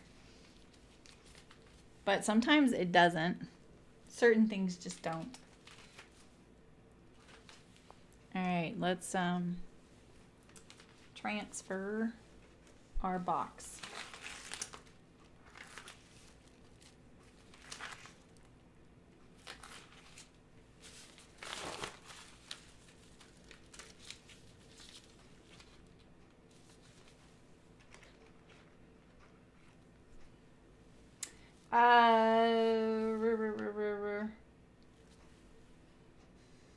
Oh, true, Christina. Yeah, I could have just like, that's true. Smart, you're smart. I like it. Oops. Honestly, I don't feel like this is how I would do this at all. Like I would have a template that you laid on here. That was a box. Boom. And I think if you're doing such a big project like this, it would have been kind of a nice kindness to give us a template that was just this piece right here with the box cut out. You know, not like like I should have just left my whole front attached to this, but this didn't have my fit changes, so.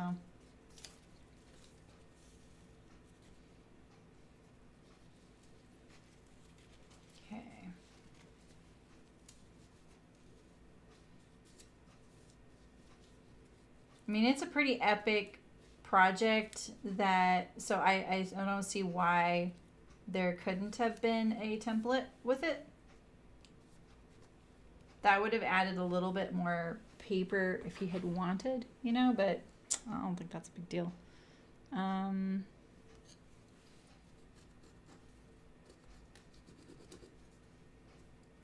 don't get cocky. I know it's your second, third, maybe fourth one, and you're like, eh, I got this. I can put on my podcast. Focus.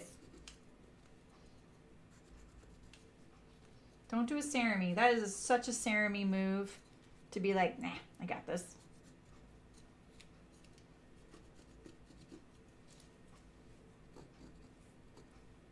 Okay, double check. Whew, that is so hard for me to see.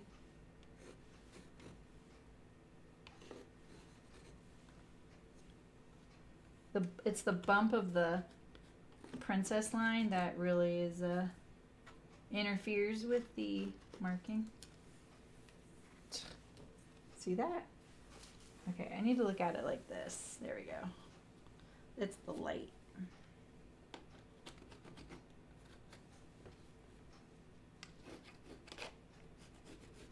Look at that. It marks so good on the back side of my ruler.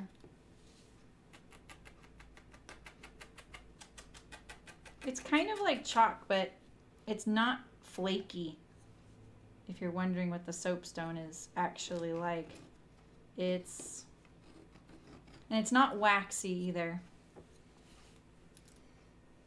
All right, let's move you out of the way.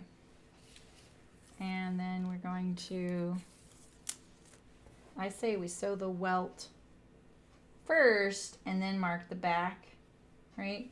But I don't know.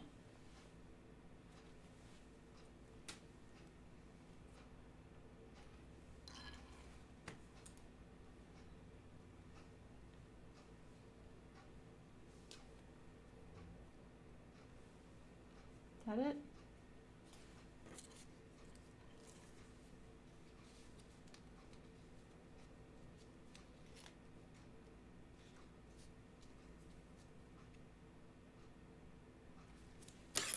Okay.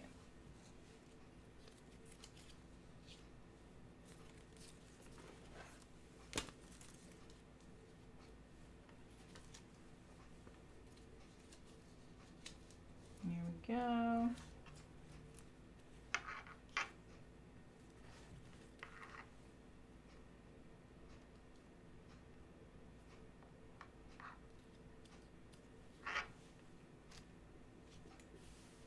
There we go.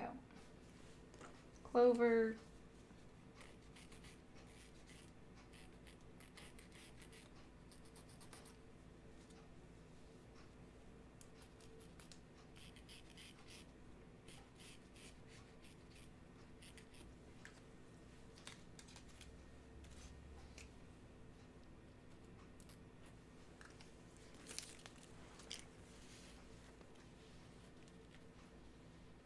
Yep, on to the second welt.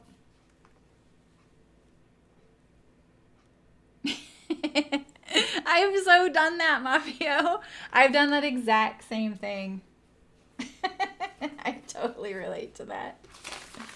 You're like, yeah, I'm just going to crank up the music or answer my kiddo's math question. I got this. All right, so remember you want that little angle right here. I'm going to clip mine a little bit so that it really does want to bend there. Like this, like this. See? And then I'm going to draw my middle line. This was one thing when I was reading the Cashmerette directions, they kept saying center line. And I was like, what center line are they talking about? I thought they were talking about the seam here. I was like, that's not in the center though.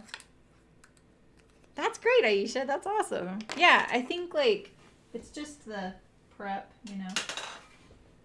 I'm really protective of my soapstone pins because I don't want it to break. All right, so then we're gonna line this up, 1/4 inch seam allowance. And if we want, we could do this. We could even mark these. Yeah, see, I think like if you're sewing a welt, normally this would have the marking on here, right? It would be on here, and then you would just you kind of do it all at once sometimes too. All right, so line this up, and you're lining that 1/4 inch, you know, seam allowance right there. That to where that pin is, you know, same with here. And then double check, like, okay, yeah, that's the right angle. You don't want to do it upside down, because if you flip this like this and sew it, you'll get a welt that wings off that way. I'm pretty sure I've seen some blazers like that. Homemade ones. So beware. All right, now we do the whole double check our math thing, like, okay, well, you know, there's my pin. Is that 1/4 inch away from that edge? Let's see, where's that pin? Right there. I want to get rid of it though, because I don't want to sew it. And same here. And then, yeah, you're going to sew. You're not going to include these little edges here. So let's just, we can double check it. I'm going to use my double pins. Let's see where it's at. Probably can't see it. Oh, it looks good. Okay.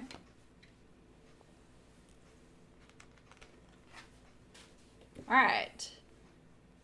Sew this on here.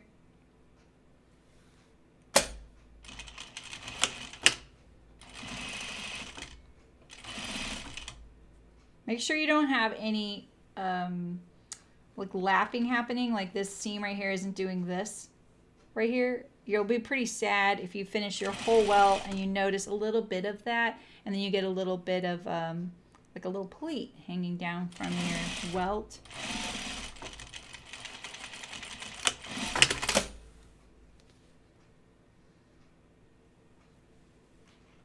Oh, you did the tinfoil thing. Awesome. All right, so then we have our welt there. Let's just move that out of the way. Oh, man. All right, stream's over. I unthreaded my needle.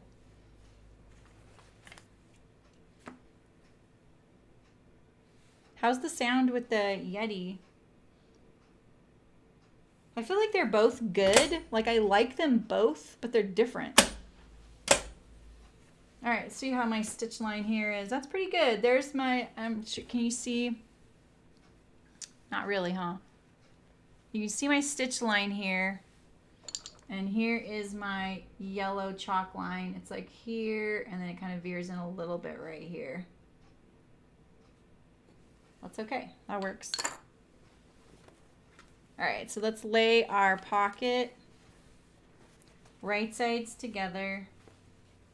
And we're gonna, I like drawing this 3/8 inch line as a guide.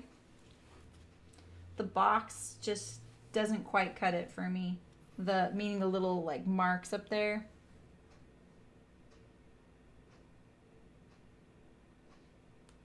That's basically like 1/8 of an inch past the center line. That's something I can see a little easier since I use the chocolate liner. All right, and then I center my pocket so that the same amount is hanging off of each of these ends here. So I just kind of do this, you know, like, okay, looks about right.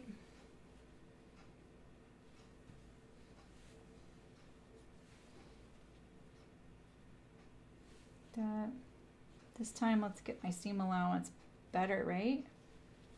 Okay, there we go. I'm a little paranoid. I'm like overcompensating now. The sound is great. Okay, good. Yeah, the Yeti was always great. The problem with it was the fact that I had to move it if I was moving around a lot. That's why I got the wireless mic. I see people use wireless mics all the time, and I'm like, how do they work? Like, because I couldn't find one that was very good to go with a PC. And that would last. Like, because I had one originally when I first started streaming. It lasted maybe 4 streams, and then it just died. So I've been kind of suspicious of them. All right, tons of pins. Because we're sewing this from the other side. Like I said, it'd be really nice if it was just printed right here. just kind of look at it. Yeah, this looks okay. And get rid of all that. Oh.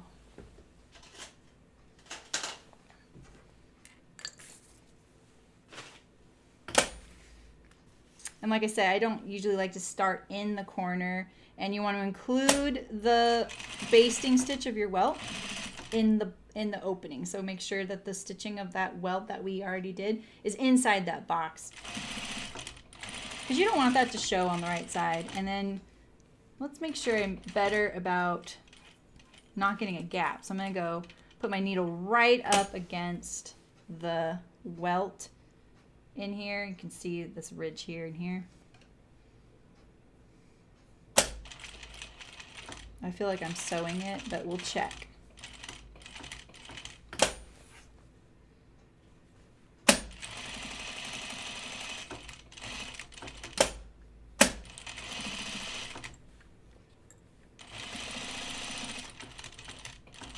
My presser foot is trying to decide if it likes sewing on this welt interfacing. I can't really put my finger on what it's trying to do. I did start, oh, I didn't start in the corner. I was going to say, what? I never do that.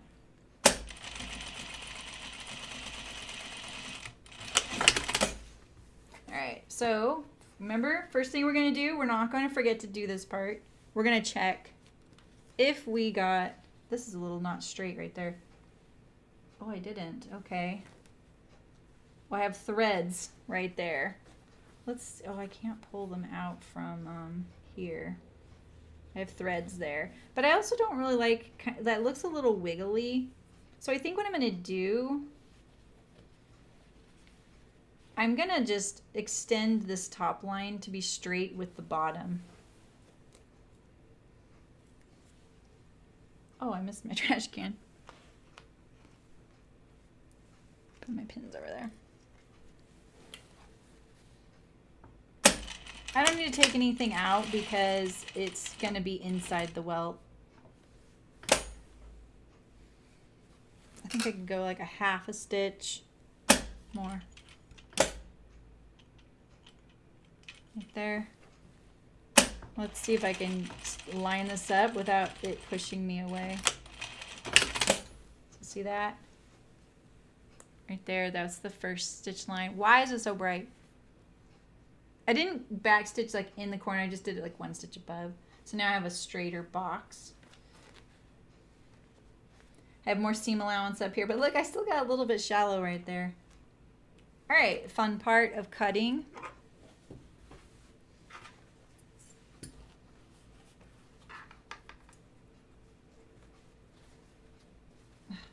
It's so thick.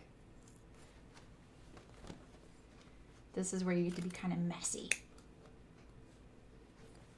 Nobody will know. And separate out those layers and cut them individually, because otherwise that seam allowance will make your scissors kind of go cattywampus and you'll kind of regret it.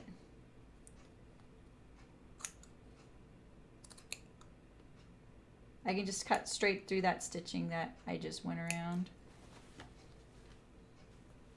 And then separate my layers out here.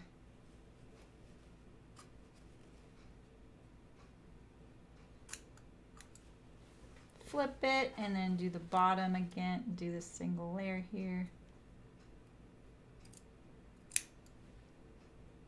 Really in the corner there. Just realized my machine mechanic didn't call me back. All right, this canvas with the interfacing on it is kind of satisfying to cut. All right. Anytime I see a little fluff, I'm like, what's that? Everything looks okay. Pop it through the hole.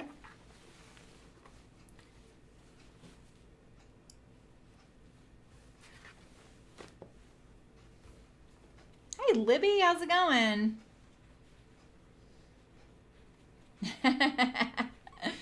Get out of there. Get out of that overfitting vortex. I have been there multiple times this year. Where's those threads? Oh, there's those threads right there. It's so annoying that I got the thread. But, you know, I think what I could do is go like this, pull apart and look for them. Oh, they're gone now? Oh, good. Okay. All right. And check out these corners. So I just like pull them like this, see? Like, okay, that is smooth. When I pull it all, it looks smooth, right? It doesn't want to be smooth right now because, you know, you have all these thicknesses pushing up against it. I have less of a gap here, which is great. I always get it on this downward one. Hi, Nancy. Hello, how's it going? All right, so now we're going to sew this top seam here. So remember, we're going to line up our pocket with that edge. And I like to actually do it from this side, even though it's trickier.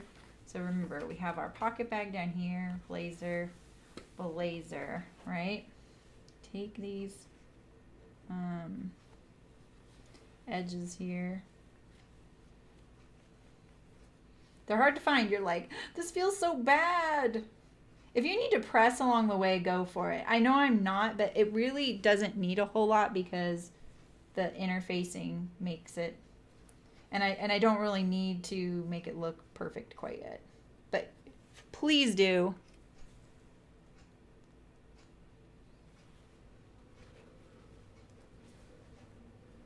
This is a little easier this time.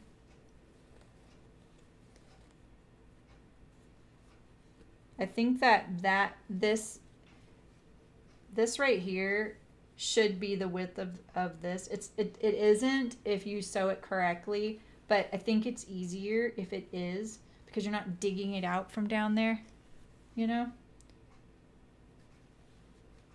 You're sewing along the seam anyway, so there's no reason why it couldn't be the same seam allowance.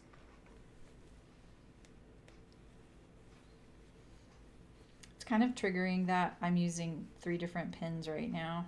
They all feel different in my hands, you know? Meh. All right. So remember, you got all these layers kind of out of the way. And we're going to sew, when we start from this seam here, I'm going to kind of hit that corner there, you know, close. And then I'm going to go just to the left of that seam because I want to hide the pocket lining.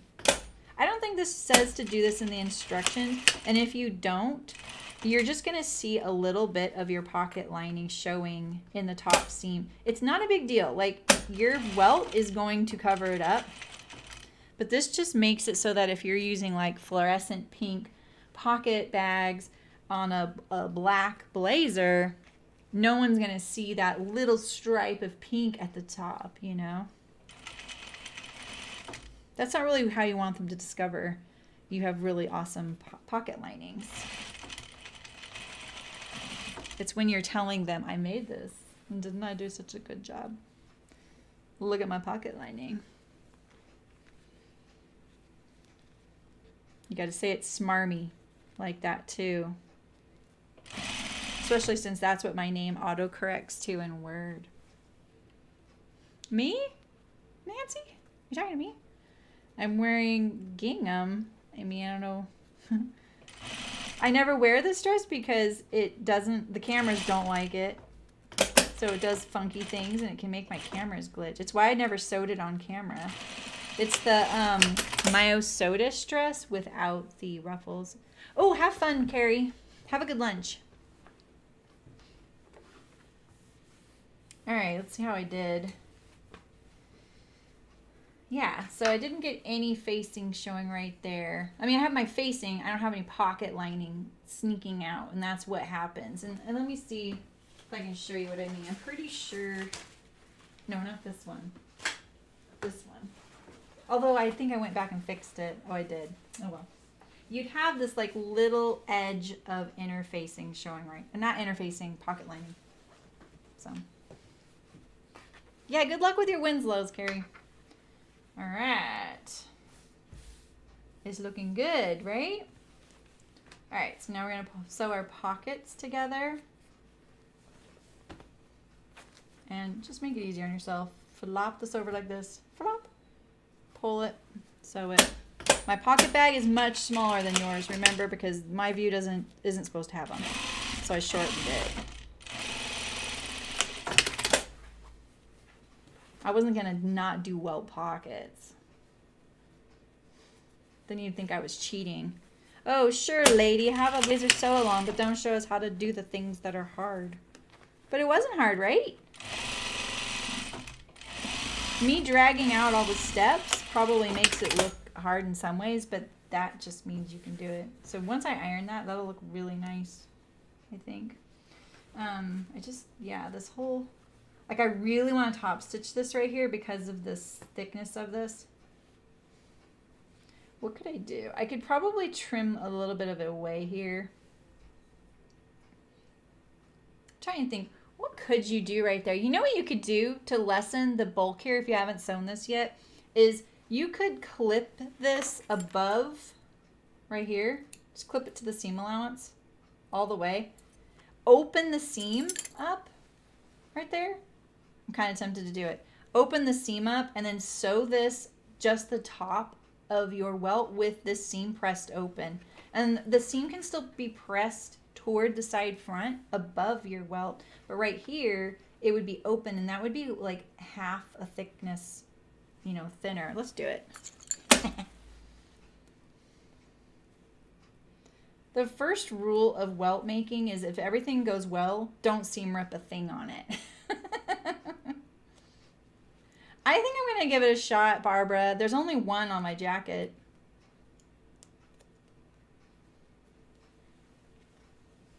All right, so let's re-sew this now.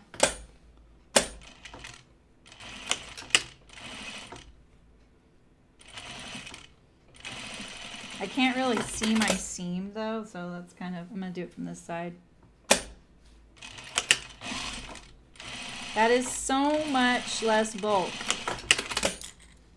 Hopefully, I didn't pull my threads out. I probably should have. Oh, you guys, I totally recommend doing that. That made a big difference, I think.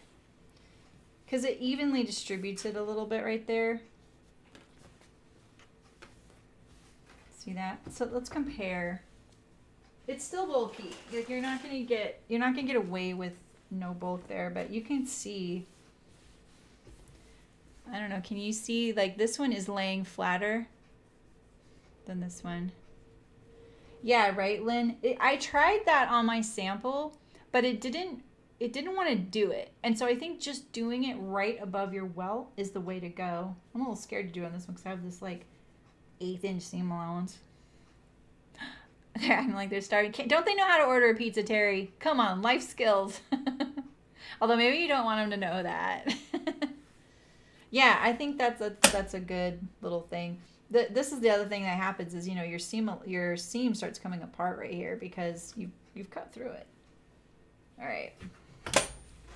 Yeah, that seems familiar to me too, to be honest. Yeah, right, Nancy? You gotta show that off. Okay, so that's all we had planned today, but I'm gonna do the back too because why not? Right. I think that this isn't too much. Sorry, my foot's on the press. I'm really sorry. If you're new here, you're probably going crazy.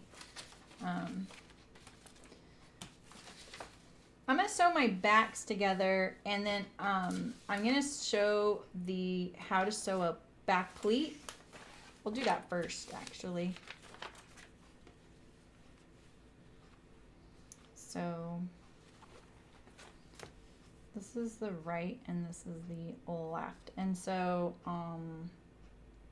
right? Or is it the left and the right? I know the first one is vertical and another one is horizontal. That's how I remind myself. Oh yeah. Okay, so this is the left back right here.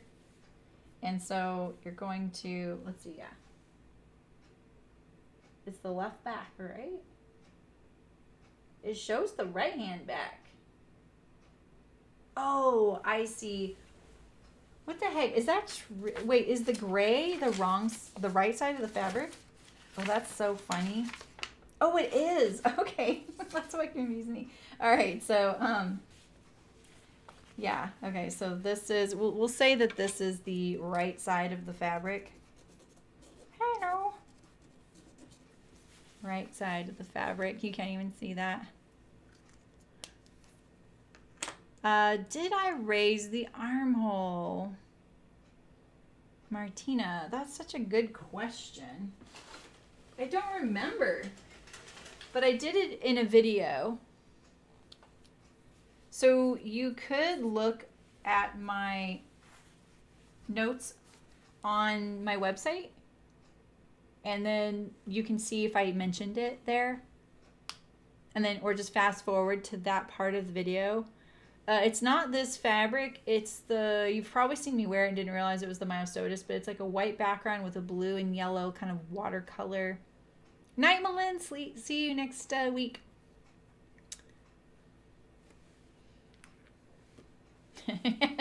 Eliza.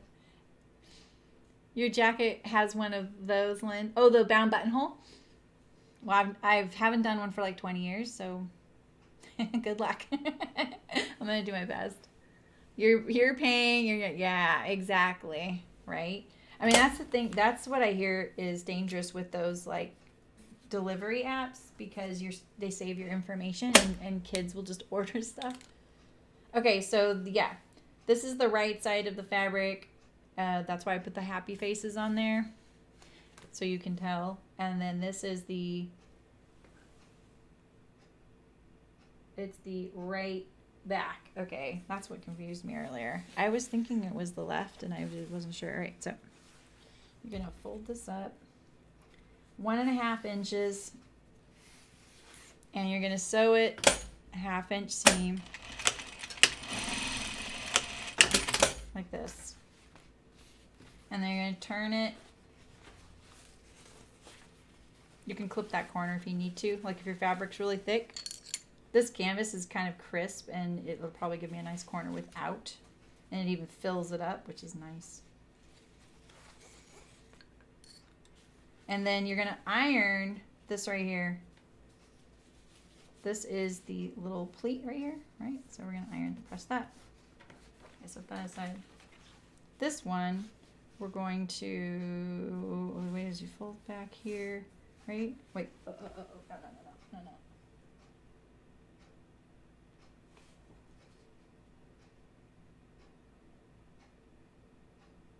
Right? Oh, yeah, that's right.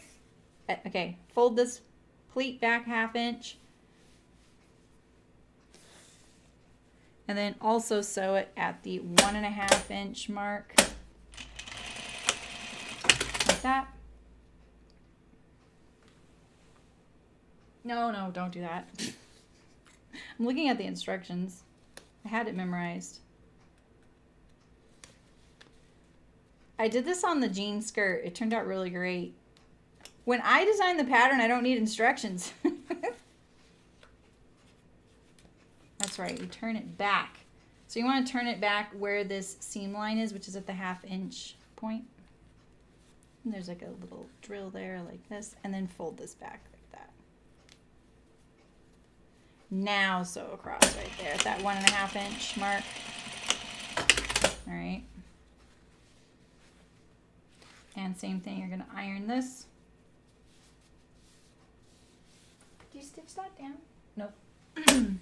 Now you're going to sew these two. You can turn this right sides together. We'll clip this corner.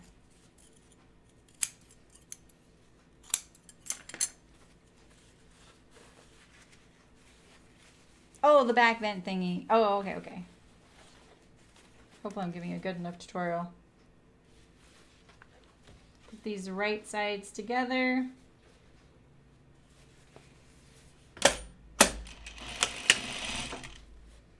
You don't really need that little circle marked because you have to pivot there. That's what all that is. Make sure that these are, oh. Yeah, this is right. Make sure that these are pressed. This, and And then the vent goes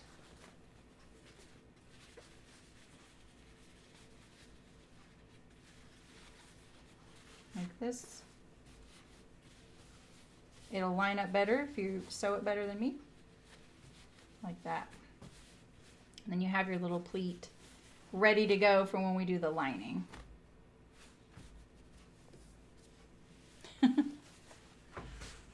Okay.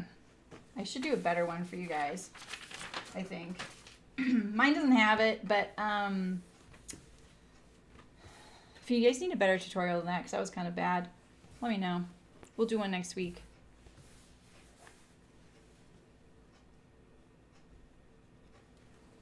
All right, so I'm going to do my side backs now. And then my center back. I don't have a vent because it's too short for one. So it's just a 1/2 inch seam on all 3 of these.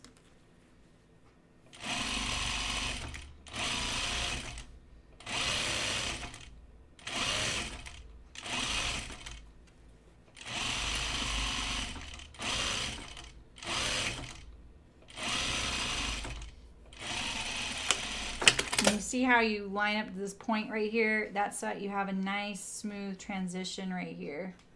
So that is correct where you have this weird little point. If you have never done a princess seam, that does that. And then it makes a nice smooth transition there.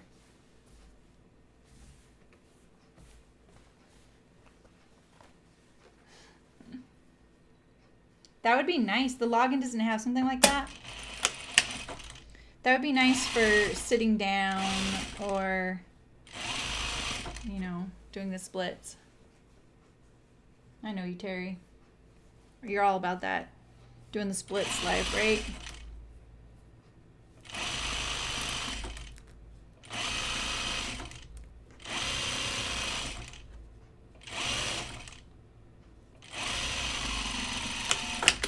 Ooh, am I running out of bobbin? I can't be.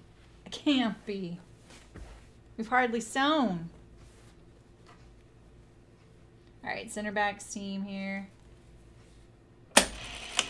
Literally looks like I have a humpback.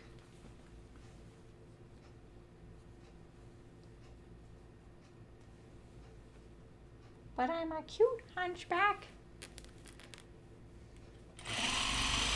As hunchbacks go, you know? Nothing wrong with that.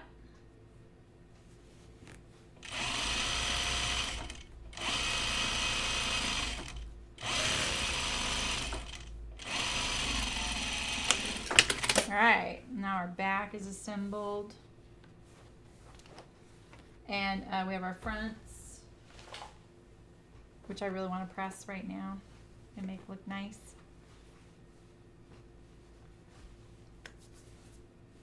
So exciting!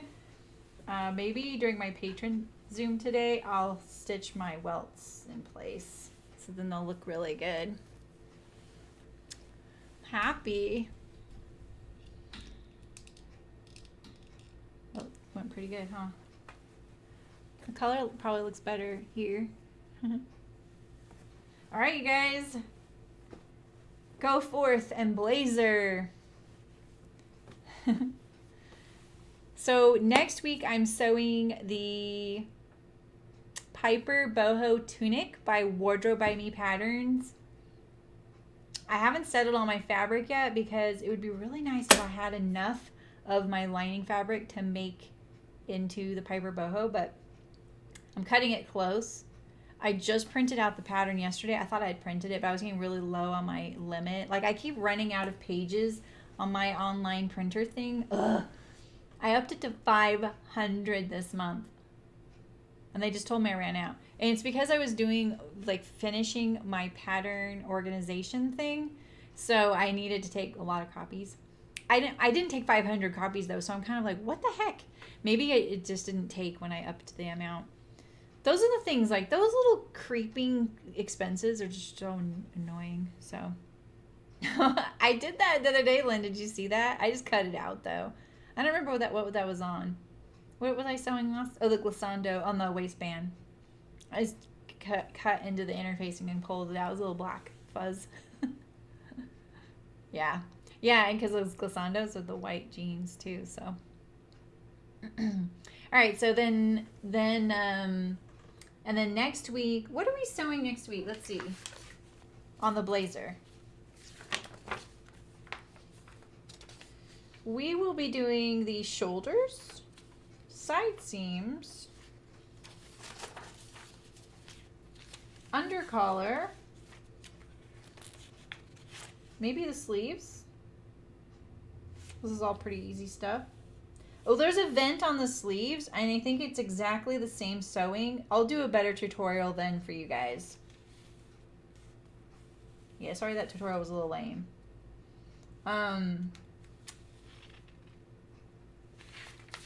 Yeah, we might get through page 24. Ooh, if we do, we'd have like a blazer to try on. So that's kind of motivating. And all these things are pretty simple things because we're not like attaching them to the lining or forming the collar yet. So yeah. Ooh, and then we get to the, so exciting. Okay, cool.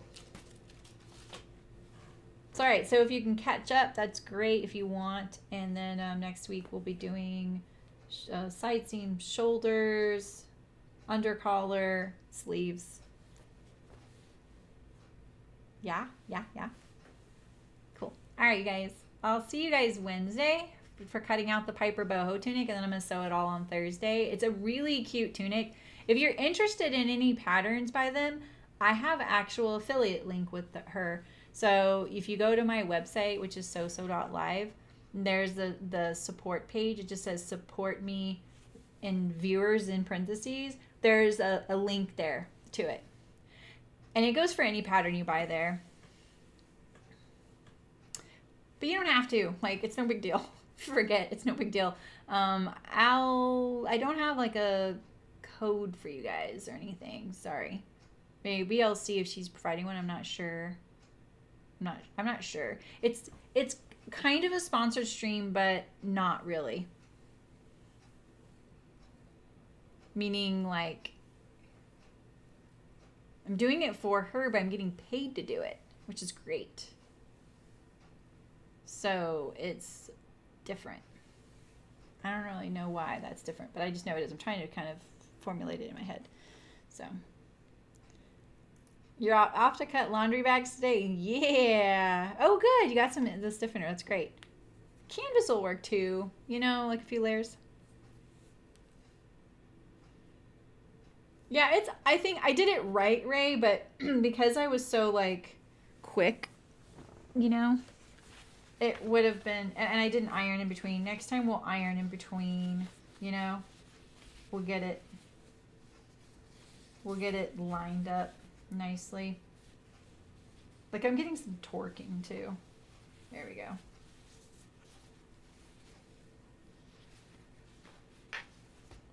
Like this. That's how your vent looks. That's all you have to do at this point. You don't have to finish it all up. So, all right, have a great weekend, you guys. Thanks for all of the donations. It's very nice of you guys. A couple people have altered their patron tiers recently. Thank you. I got a couple new patrons.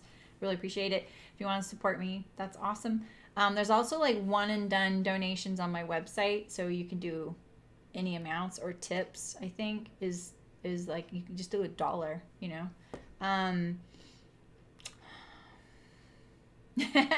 Oh, really? Right. Well, maybe the pattern was different. Eliza's like, period. And the cocoon pattern's almost done. I just need to record the video. I don't know what happened to me yesterday. I had a lot I needed to do yesterday. I didn't get it done. It's the class I'm taking. It's messing with my head. Taking a Photoshop class.